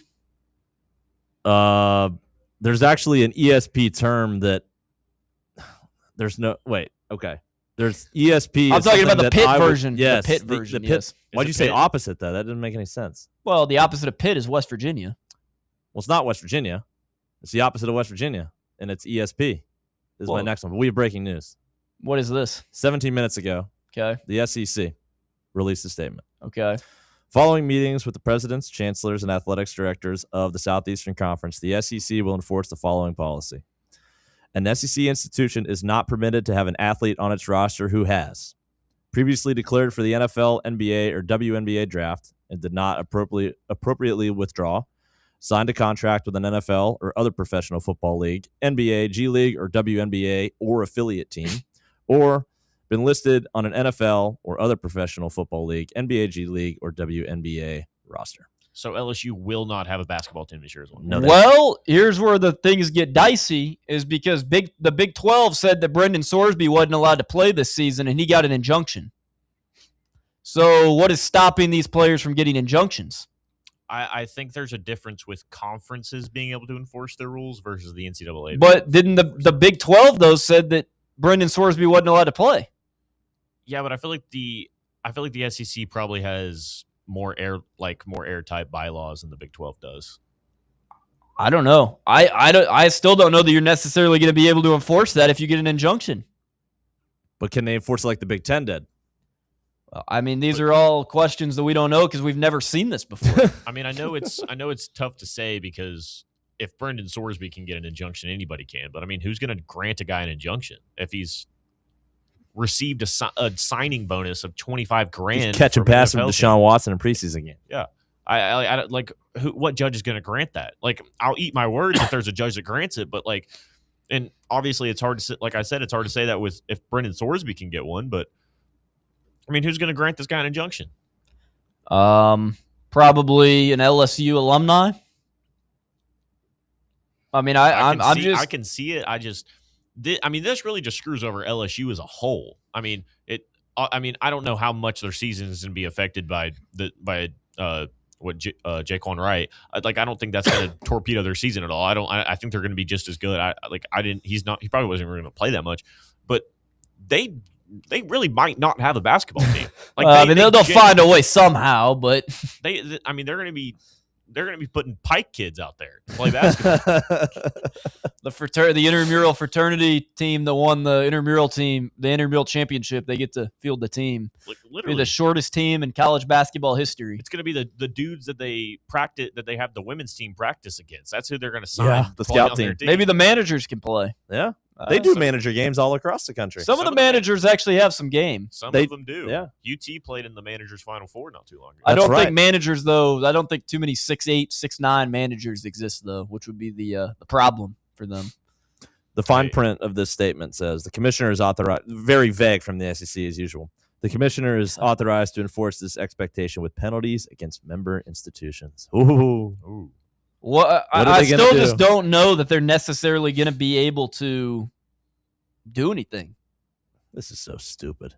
Garrett, this is not related to what he said. This is back to the manager talk. UT's got a manager who's about 6'5", about 225. Well, 6'5", 225, unfortunately, doesn't match up with when you get into the NCAA tournament and you play 7'1" and 7'2" a Daimara. That's post up move all day. Hey, and he was the best player on our high school team. Well, unfortunately, I gotta carry water for him. Maybe he can walk on at LSU. Maybe he can enter the transfer portal. Maybe he can get an injunction. I don't know how the rules work with manager to manager, but it could probably be done. I think anything can be done right now. That is wild, though. But JP Estrella, go to LSU. Oh gosh, can you imagine? When does the portal close? Jalen Carey, go to LSU. When does the portal close? Yeah, because I know BJ. It's closed. It is because BJ Edwards was just Yeah, but he had he had something that allowed him to be in it. I think. Okay, yeah, because he was the one that entered with a no contact tag, and yeah. Well, I guess we'll go back to our football teams. The SEC vote was unanimous, 16-0. Well, I would hope it would be unanimous. by the stunner. Yeah, I mean, I would hope so. The only other example I can think of is 15-1, and LSU votes no. No, I know. I guess that's kind of. Well, yeah, that's true. LSU voted. Yeah, okay. LSU voted. Okay, yeah, that is. Presidents Yeah. voting? Let me look. I got to get more context. The I Big just Ten saw was this presidents. Well, LSU's had a lot of problems with their presidents. I think LSU's just had a lot of problems in general. It was with the presidents, chancellors, and ADs. So, I mean, LSU voted. Yeah.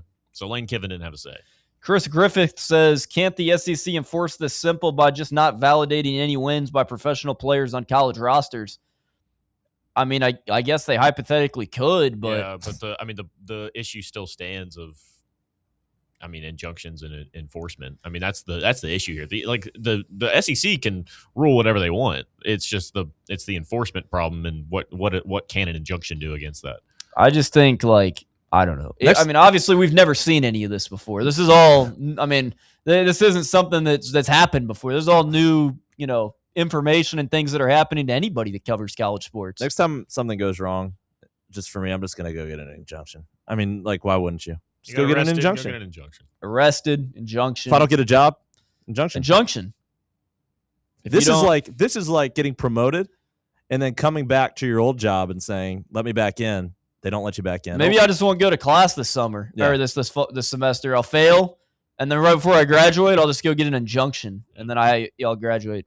I'm not actually going to do that, but I theoretically maybe I could. I'm telling our sports branding professor you said that. Okay, yeah, I'm sure he'd be really happy about that. Me getting an injunction for whatever. What's the class that we're in? What's it called? Sports branding. Sports branding. That is correct. I guess we can go back to the college football. Yes. Yeah, what's your last team? Yeah, let's see your last team, Alex. I had Pitt. Big surprise, and it pains me to say that I have Pitt, but I have Pitt. I like Heinzel. I mean, we saw, obviously, a lot of people wanted him this offseason. So that was why I was saying the opposite of that, because I thought you were going with West Virginia. No. Why would I pick West Virginia? They're going to be horrible. Yeah, they're going to be really bad. I think they're going to make a bowl game. Okay. Well, they won 4 games last. I mean, that's a 2-win. I guess that's – but you should win. You should win more than – I don't know. Are they going to be the 5-7 team that gets a bid because there's – too many? Honestly, I could totally see that. I was thinking about going into the West Virginia Virginia game here. It's Tennessee Kennesaw State weekend, so I was thinking about driving to Charlotte for that game because it's a fun game. But I'm probably not. But I'm going with Pitt, just because I feel like the ACC is pretty weak. I mean, right now they play 2 ranked teams as it stands right now on their schedule. They go to Miami on October 24th, and they're at Louisville on November 21st. So those are obviously not going to be very easy to win. But, I mean, aside from that, they're only they go to Cal as well November 28th. So I think they're not going to win the ACC, but, I mean, they got a pretty light schedule. I mean, you open against Miami, Ohio. You get UCF at home. I think they can beat Syracuse at home, who they should be able to handle.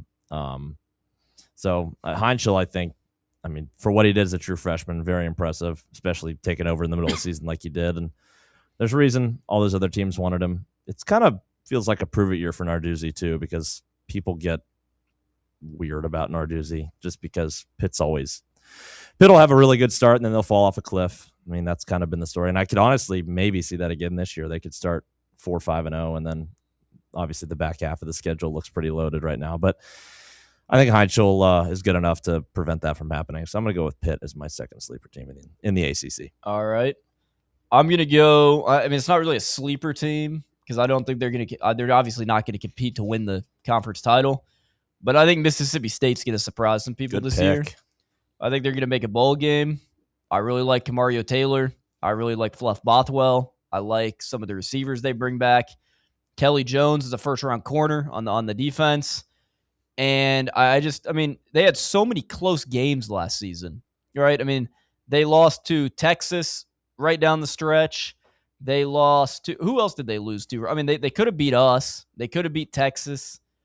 I mean, they easily could have been – they went 5-7. They could have easily gone 7-5 in the regular season.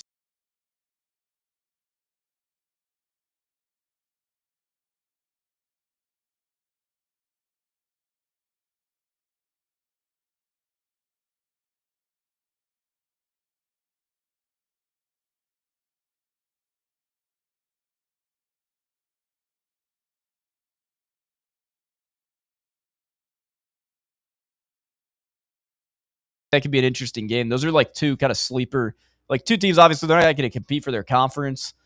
Like Mississippi State does not have the roster that Georgia and Texas does, or even like Tennessee does. And I mean, you look at Minnesota; they don't have the roster that Ohio State, Oregon, and Indiana have. But those are two teams that could surprise. I think they could surprise. So I don't know. We'll see. Alex, you got any other teams that would surprise you potentially? The problem with South Carolina for me is I love Lenore Sellers, and I was hoping they would get some offensive line help, but they're just hurt. And like, I want to have faith because it's a prove it year for Beamer. And I think if he doesn't have success this year, he's going to be in big trouble. So I don't know. If I had to pick one from the SEC, I would maybe think about that. But again, I do think South Carolina can beat Tennessee this year, though. Yeah. That game does not line up well for Tennessee. So week after Bama. Yeah, they're off a bye. It's off a bye for South Carolina. And we know what happened last time. It's also like our 6th game in a row. Yeah. It is. So, I mean, if you're looking for a swing game on Tennessee's schedule, that feels like one of them. I think that's definitely the swing game. Because, I think you can take care of Arkansas at Arkansas. Arkansas is going to be bad. You know what my worry is, though? Like, true freshman quarterback. You're going to have growing pains. Like, you know for a fact you're going to have growing pains, and you better hope it doesn't come in that game. Like, you better hope it comes in a game that at home that you don't have to hurry up and scramble. Like, if Faison makes one mistake, if he throws a pick six in a game against Arkansas and that momentum swings, right? Because we saw it happen. I mean, we saw it happen 2 years ago when they went there. So, but I just think Arkansas is going to be that bad. I agree they're going to be bad, but I guess I don't know. I should have more faith in Faison. Yeah. I don't think you're going to lose to. Hopefully, I think Faison won't run out of bounds when the clock's ending. We can hope. I mean, we didn't think Nico would do it, and then he did it. If we're picking teams from the SEC, I'd probably go with Florida. I mean, I love John Summerall. I love Aaron Philo. And you got Jaden Ball, who's probably one of the better running backs in the SEC.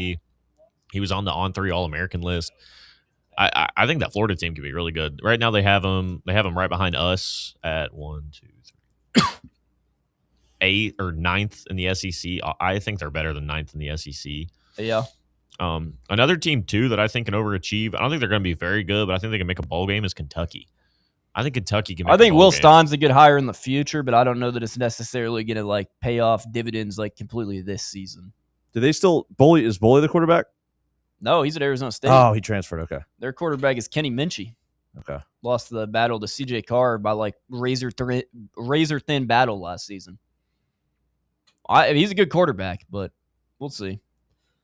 Kentucky always has a pretty solid defense. Except in the playoffs. Not last year, yeah, but they usually always have a guy that's a first or second round pick defensively. And they always have a good running back. And they do always have a good running back. Yeah, they have a good tight end this year too. But I don't know. I feel like I think Auburn could be a sleeper team in the SEC. Yeah, that's another one I was thinking about too. Yeah. Their schedule is just so hard. Yeah, I just don't trust Golish yet. I don't think he's been a head coach long enough. I've said that multiple times. I think things weren't going great. It's they were going okay. I don't think things were going super great at South Florida. I think they could have been going better. I just think he wasn't there long enough. You're a coordinator here, then you go to South Florida for 3 years. Was he there for 3 years? Yes.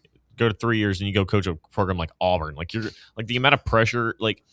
If he went to somewhere like Kentucky or somewhere like that, I could understand it. Be like, okay, give him some time. I mean, Auburn, they're gonna want a 10-win season within 2 or 3 years. Yeah, and I don't know if he can give that to him. If I had to pick a game that Tennessee fans were sloughing off and just marking W, and Tennessee should definitely beat Auburn at home. But I think that game's gonna be a lot harder than people think. It's because I do Byron Brown, especially with how athletic he is. If you have problems, people just looking at the schedule, like, oh yeah, Auburn. I don't know. I don't know about that. I think that's gonna be tough. Yeah, but they should win. All right, we'll hit a break and then we'll prepare you for week 0 of the college football season. On the other side, stick with us. Overtime. For the fans, by the fans. This is Fan Run Radio, Knoxville.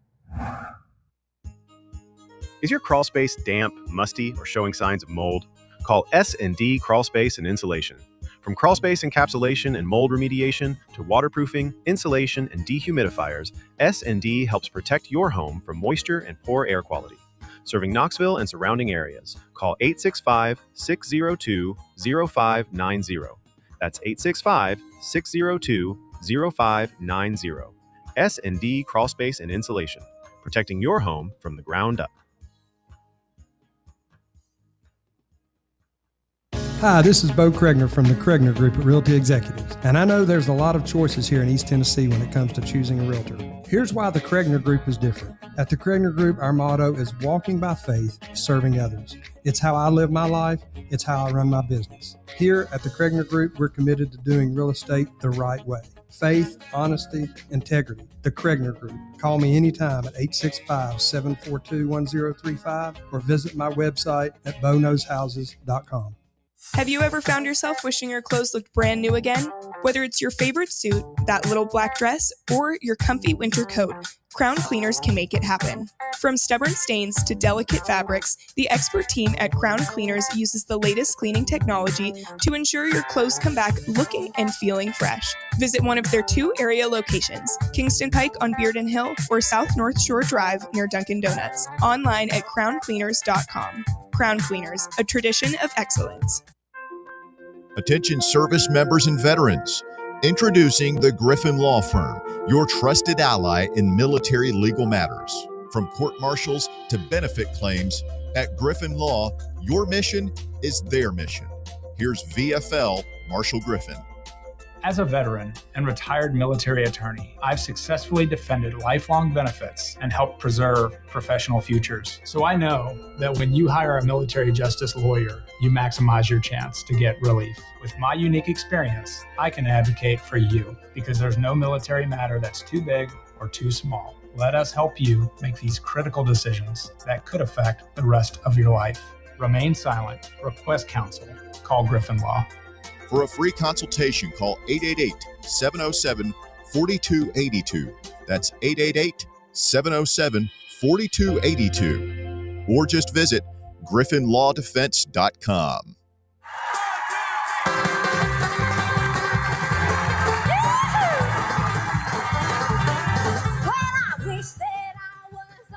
All right, some Rocky Top here on Tuesday afternoon, sung by the great Dolly Parton as we close out. No, well, not close out. We have one more break to go. But as we continue to close out hour number 2 of Overtime here on this Tuesday afternoon, beautiful Tuesday afternoon in Knoxville, Tennessee, we move on to week 0 of the college football season. College football is back this weekend.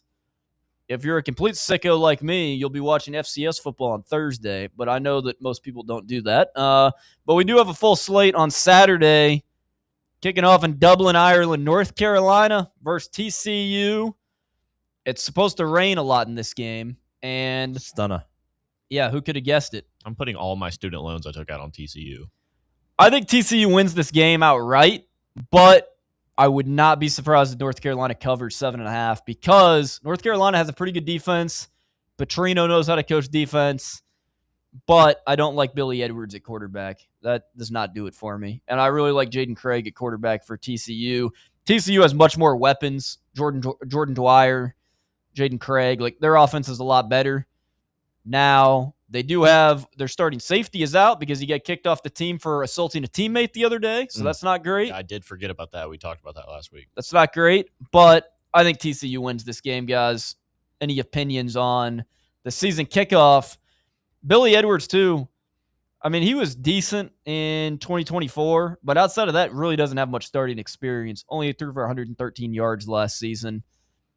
It'll be interesting to see. I mean, obviously, his season was cut short last year at Wisconsin. He got injured, but we'll see. I just don't think UNC really has that great of a roster. Yeah, the whole trying to build like the 33rd NFL team is kind of what they tried to do. Like it's really crashed and burned for them. It's just not the Belichick experiment is not working out, and we've known since week 3 of last year that it wasn't going to work out. Is this his last year at UNC? I don't see how it's not. I don't see how it's not. If it's not, yeah. You just can't keep doing this. There's no way he's enjoying it either, right? Jordan might be enjoying it. Yeah. Is that his wife's name? Yeah. That's her name? Yeah, Jordan. And he coaches at North Carolina. Unbelievable. I did not know that. I think it's technically Jordan, but Well, still, that would make even more sense. I think. Let me look that up. Yeah, Jordan Hudson. Jordan. I think it's pronounced Jordan. Is there like a weird one of those squiggly lines above the A? No, I think that's just how she rolls. Okay. Nothing with her surprises me anymore, honestly. Yeah, I guess I'm not surprised. What time is that in Ireland? In Ireland time? Noon. I think it's It's probably night, right? 6, 7. Yeah. Nah. Nope. Yeah. Probably. Yeah. Everybody looked at each other there. Around that time. Around 6 o'clock. I wish that was the 7 o'clock game. I don't like that being the noon game. But I know it's impossible. Like 6 a.m. I know. I mean, it's impossible. But I just don't think we should play college football games in Dublin, Ireland. I like it. You get the cool uniforms. Is game day going to be there? They're going to be there, right? No, they're not going to be there. Where are they going this week? Are they going to? They don't go anywhere for week 0. I thought they were in Ireland last year. No. I mean, setting that stuff up in Ireland. That would be brutal. You gotta you fly it. Yeah, there's no way. Yeah, that's a good point. Call Axel up, have them help. You might be able to ship it on like a boat. Put it on one of those freight Cargo carriers. ships. Yeah. Yeah. That costs a lot of money though.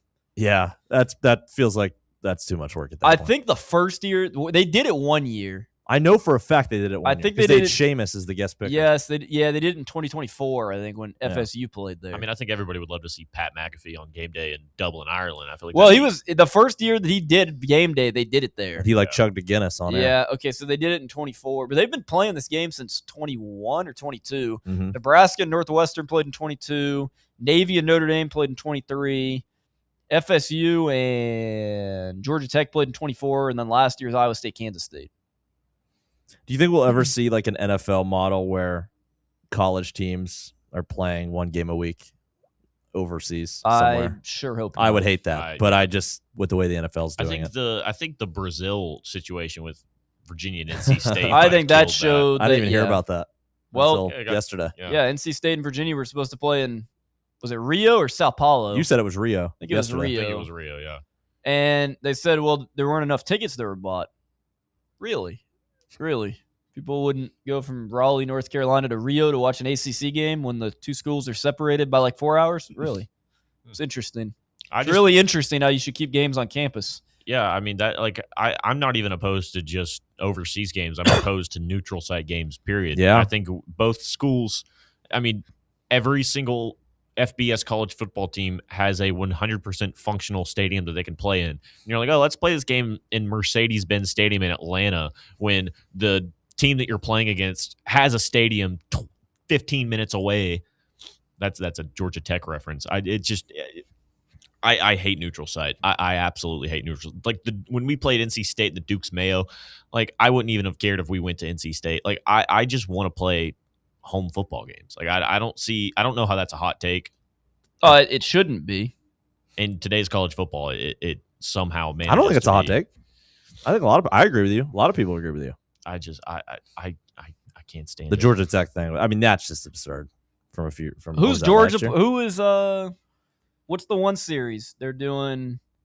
Georgia and somebody they're playing, and they're not playing. It's not Florida. Maybe it is Florida. Well, speaking of Georgia, why do they play neutral every year? I think they're done. Georgia Are they and Florida. done now? I think I've seen. Well, something like the that. one in Jacksonville makes sense look. because they do the frat beach and the world's biggest cocktail party and yeah, everything up world's at largest St. outdoor Simon's cocktail party. Island and stuff. That makes sense, but they've been doing stadium renovations, so that's why they were going to move to like Tampa and Atlanta. But like, I don't know. Georgia had a good gig there for a while when they were in the East. They didn't have to play Alabama. They never had to go to Florida. They got to play Vanderbilt, Missouri, and Kentucky. So the Florida-Georgia game will be back in Jacksonville during the 2028 to 2031 seasons. And then they're going to like rotate, or maybe they're rotating now. I So don't know. this year it's in Atlanta, and then Tampa in 27. So you're playing a school that is based in Georgia, and then you're playing a neutral site game in Atlanta. Yeah. It's just And then Tampa in 27 at Raymond James, I guess. Raymond James, I guess it would be. makes no sense. It doesn't make any sense. It's not even that big of a stadium either. Like both of these schools have premier stadiums in the world. You're going to make me press the button again that says keep college football on campus. But people sit here and act like, well, why should it be on campus? Well, it should be on campus because, students that go to your school, student alumni, that's the main people that are attending your games. You were in Atlanta for Tennessee Syracuse, right? Last year? Yeah, but I live in Atlanta. Like, I stayed at my house. But like the crowd, like the environment was horrible. It was awful. It was horrible. Yeah, how cool would it have been to go play a game at Syracuse's? Carrier Dome. That would have been incredible. Carrier Dome is awesome. You could have basketball and football played in the same season. I just don't understand why they do Didn't it. we play in the Carrier Dome the year we won the national title in '98? I think they did. We did. Yeah. I just don't get it, dude. Like, what you get on campus at a stadium, you can't replicate that in downtown Charlotte or downtown Atlanta. Like, there's no college town vibe of Mercedes-Benz Stadium in downtown Atlanta. And you said yesterday Sanford was your favorite, right? Or the loudest you've heard at stadium. Yeah. And I said Florida was my favorite. I mean, come on. You want to go to those away games? I'd love to. Yeah.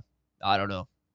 NC State, Virginia this weekend. Caleb, you have a projection on this one? I might take NC State outright. I think the line's a little bit fishy at 5.5. Now, Virginia does have the oldest team in college football. They have more seniors than anybody on their roster. But I really like CJ Bailey. I think they could win. We'll see, though. I might put some of my own money on this. It's plus 184. I genuinely might take NC State to win outright. Alex? I don't have enough money to bet. But if you want my game pick, I'm going to go Virginia. I want Virginia to lose because I want West Virginia to get a Virginia team that's limping a little bit. But I think Virginia's going to win. Yeah. What do we think about New Mexico State and Florida State? Well, Florida State will probably win by around the line, 31 points. You think so? I think New Mexico State can cover. Possibly. I don't like their quarterback. Let's see. Jacksonville State, North Dakota State. That'll be a good game if you like G5 football. That will be a fun one. North Dakota State opening up in the Fargo Dome for their first FBS game of their first FBS game ever. I'm just glad they finally moved up. I mean, after 15 years of dominance at the FCS level, they won, I think it was 8 national championships. They had to move up. Yeah. I think Jacksonville State could win, though. I think Jacksonville State could win the Conference USA this season. I like Jacksonville State in this game, possibly. Yeah, I'm definitely taking them to cover. I don't know how much I trust that 7.5. According to ESPN, Jacksonville State, North Dakota State is the most expensive ticket this weekend. Yeah, I mean, it makes sense. I mean, it's their first. Yeah, I mean, North Dakota State fans are good fans, and it's their first time in the FBS. But you would think maybe a Power 4 game like NC State UVA would maybe be a little high. I don't know. Well, if we're talking about expensive tickets. Well, North Carolina TCU. Yeah. But that one's not listed. Yeah. But if we're talking about most expensive tickets, if you look down the most expensive tickets for the year, 7 of them are Northwestern games. Oh, that place is awesome. 7 of them. The new stadium. I think it is awesome. I think they open with Penn State. So. They do. It's on a Friday night. Oh, yeah. But they're going to be terrible. I mean, as stadium's awesome. That team's going to be horrible. Yeah. Yeah, I don't think Northwestern's going to be very good. I mean, Aiden Childs at quarterback. Memphis UNLV, that's a big one. It's playoff implications. This could be a playoff implication game. Neither team has named a starting quarterback yet. I would suspect Marcus Stokes wins the job at Memphis. Comes from West Florida. Was the D2 player of the year last season. I hope for Jackson Arnold's sake it's him. I do really too. Well, they said today that him and Alex Orji were going to play. They were both going to play. That's never a good sign. Now, here's the thing, though. Orgy's like a running QB. Arnold's a passing QB. I think he's just going to put Orgy in for, running packages. I just think this has been my favorite QB battle to follow this year, just for the fact that it should have never been a QB battle. Well, I think Orgy does have game. I mean, he's sat beside some pretty damn good quarterbacks in his career. Yeah. I mean, in Michigan, he sat behind, McCarthy? And last season, he sat behind Anthony Calandry, who's now at Nebraska, who was the Mountain West Offensive Player of the Year. Memphis will be interesting because they just have so many transfers. Yeah. All right. They bring in Dallin Hayden from Colorado, running back. They have basically all the Southern Miss dudes are coming over. Tyshawn Chapman, Demont Tapp on the defensive line. it'll be interesting because Memphis has a really good D-line, but UNLV has one of the best running backs in the G5 and Jet Thomas. That'll be an interesting battle to see. I think UNLV squeaks it out, but I think Memphis covers, UNLV wins. My biggest fear for this year, though, if we're talking about the Group of 5 playoff bid, is that an American conference eats itself alive and cannibalizes itself, and you leave out a really good G5 team in favor for like a JMU or like a Troy that just won the Sun Belt and just isn't near as good. That's my biggest fear for the Group of 5, because I think that the American Conference is going to eat themselves alive this year. You have 4 or 5 teams in there that I think could win it and get into the playoffs. Yeah. I just think the American, they're not going to get in because I've said it before, they're going to self-cannibalize. There's too many teams that could win the conference in that conference. Like they're just Tulane, South Florida, Tulsa, FAU, who else? Temple's going to be decent this season. Who else? I said South Florida, Navy, Army, Memphis. I mean, there's just so many. Tulane. Yeah, I said Tulane. Like, there's just so many teams in the American that are going to be good. Last one that I'll get to, because it's kind of the main last one of note. I guess it will be interesting to see what Jaden Mayava does this weekend. And I'm interested to see what the USC defense looks like under Gary Patterson in the first week. Hawaii Stanford, though, that's an interesting one. I've heard some smoke that Pavel Yashlak might be able to play in this game. And he's obviously Hawaii's number one receiver. Stanford, Davis Warren, starting quarterback. They've been terrible since post-COVID. I mean, Stanford's been probably the worst Power 4 team since COVID ended. They have probably had the biggest drop-off of anybody since COVID. People forget how good they were, like in the mid-2010s, like when McCaffrey was there and Love was there. I mean, they were so good. Yeah, they were like top 25 team almost every year. They were like top 15. They were playing in like Rose Bowls. Yeah. Hawaii, Stanford. I feel like I'm picking too many upsets, but dude, I mean, Hawaii beat them last year, and this is Mike Alhato's second year in the system. Yeah, I mean, this is at Stanford. It's only 3.5. That means they only think Stanford's half a point better than Hawaii. So I'm gonna go Hawaii in this one. I think Hawaii and Jacksonville State they upset teams this weekend. Hawaii I don't know. It's really hard for me to trust Hawaii because I trusted them when they played Vanderbilt at home a couple years ago. Yeah, and they got dog walked.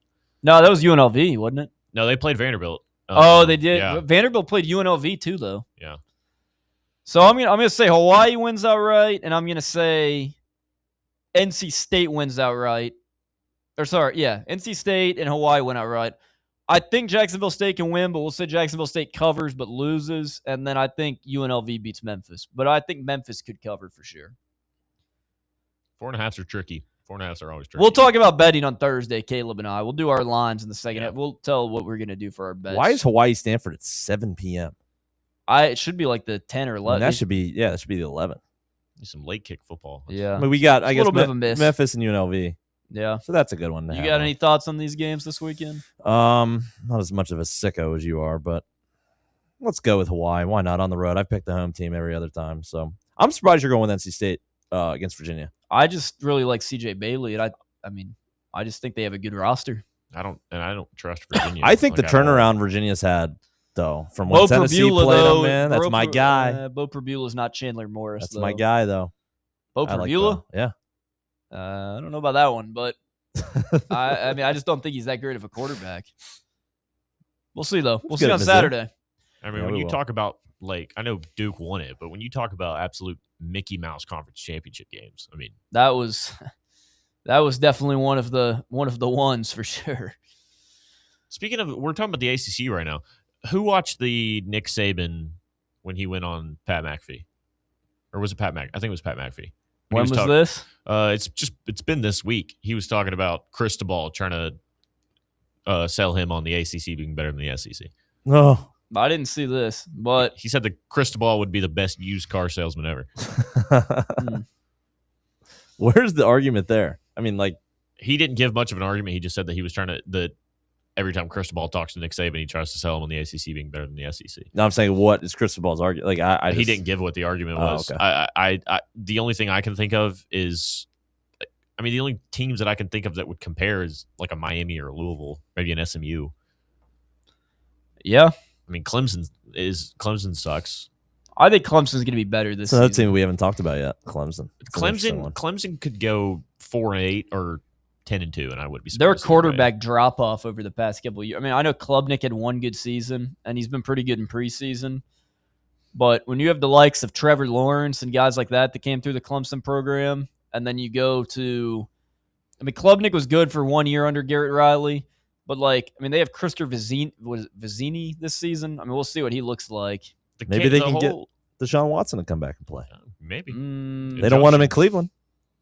They don't want him in Cleveland, but I don't think he's going to. I don't think he's going to be the starting quarterback. Can you believe that they named him the starting quarterback? I have been reading. That's been my favorite story this week. I keep going back to Unbelievable. it, man. It's awesome. Dylan Gabriel just left out on the dryer rack. They have such an awful. I mean, look at their quarterback room, dude. I forgot they took Taylor Green until yesterday too. Well, they used to have Joe Flacco too. Yeah, and then they traded him to a division rival. I mean, just Unreal. That and the Atlanta quarterback battle has been interesting for me. Yeah. Well, the kid that's their D2 quarterback has been the best quarterback in preseason. Yeah. Went to like Saginaw State. Yeah. Wrap it up on the other side. Final thoughts coming up. Stick with us. Overtime. Barley's Found live sports music radio on that weekends, doesn't. general team trivia on Wednesday nights at 8 p.m., and now live sports trivia courtesy of the Knoxville Trivia Guys every Thursday night upstairs. The game starts at 7 p.m. and is free to play for everyone, so head on down to the Old City and show off your sports knowledge and win gift cards to Barley's. Use those gift cards to buy some delicious food and drinks, and you can take it all in with their wide selection of TVs and indoor projectors. Barley's Tap Room and Pizzeria. Golf Envy Farragut is the premier indoor golf experience you've been looking for. And right now they are offering a limited number of founding memberships. Golfers can reserve their spot for just $150 before their September grand opening. Founding members receive 90 days of unlimited guest passes as well as an exclusive risk-free first month. That's right. Try out Golf Envy with no obligation. Give it 30 days, and if it's not the right fit for what you're looking for, your first month's dues will be refunded. Members will get access to their Golf Zone 2 Vision NX simulator technology, the most realistic simulator on the market, where they can play more than 300 courses and compete in leagues and tournaments with players all across the country. Golf, rain or shine, 24/7, 365. To learn more and become a founding member, visit their website at farragut.golfenvy.com/presale. Football season is all about winning game plans, and here at Knoxville Smiles, we believe that your smile deserves an all-star game plan too. Whether it's a routine cleaning, whitening, or restoring your confidence, Knoxville Smiles has the experience to keep your smile in championship form. Don't let dental pain blitz your game plan. Call Knoxville Smiles today and schedule your appointment, because a healthy smile is the ultimate home field advantage. Call 865-539-1776 or schedule online at knoxvillesmiles.com.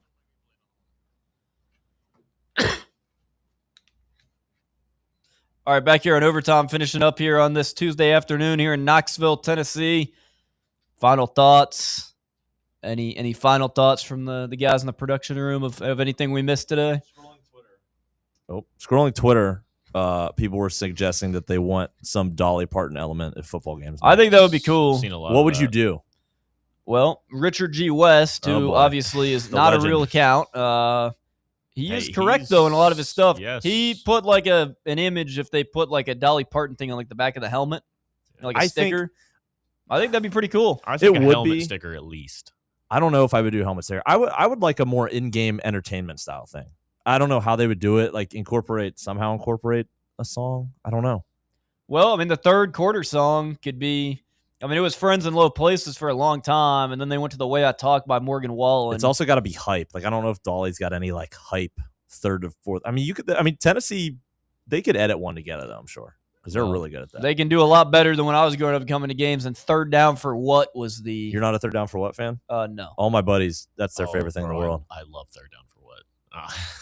Not a love fan. Third down for Not what. a fan. I like third down for what more than I do Spooky Rocky Top. And I don't like the That's a Spooky crazy. Rocky That's Top. a crazy. Friends I in Low personally don't Places, like dude, it. used to be such a good song going into the fourth quarter. I think they should exclusively use Spooky Rocky Top for third down. and don't put it in any like hype intro videos. Only whip it out on Halloween weekend for third The down. best is right when they kick off and they play Joker and the Thief. Yes, I agree. That's when it's the The loudest. problem with Joker and the Thief is every team plays Joker and the Thief. Like I went to the the last away game I've been to was A&M basketball in 23 or 24, and they played Joker and the Thief for the basketball game. Everyone plays That's the song that everyone plays. Everybody does that too. Or Mo Bamba.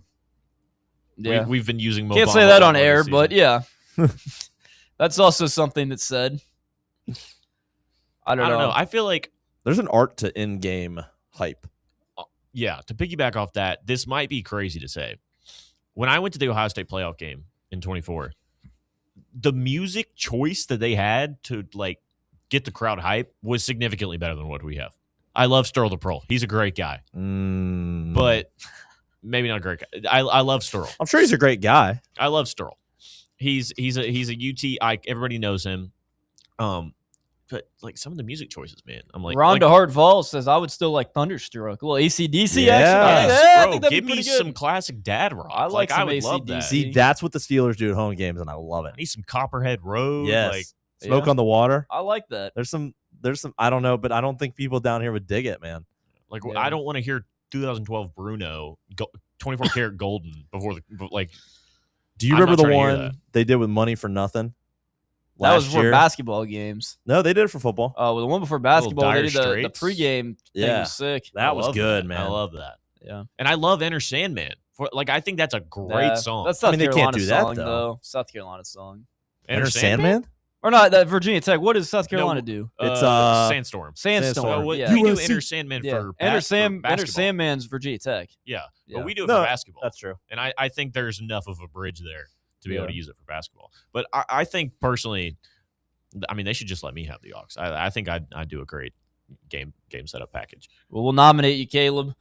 Another edition here of Overtime here on this Tuesday afternoon. We appreciate everyone that tuned in and listened to us this afternoon. We'll be back again tomorrow, Wednesday afternoon, 6 to 8. Hang out again with us tomorrow. Until then.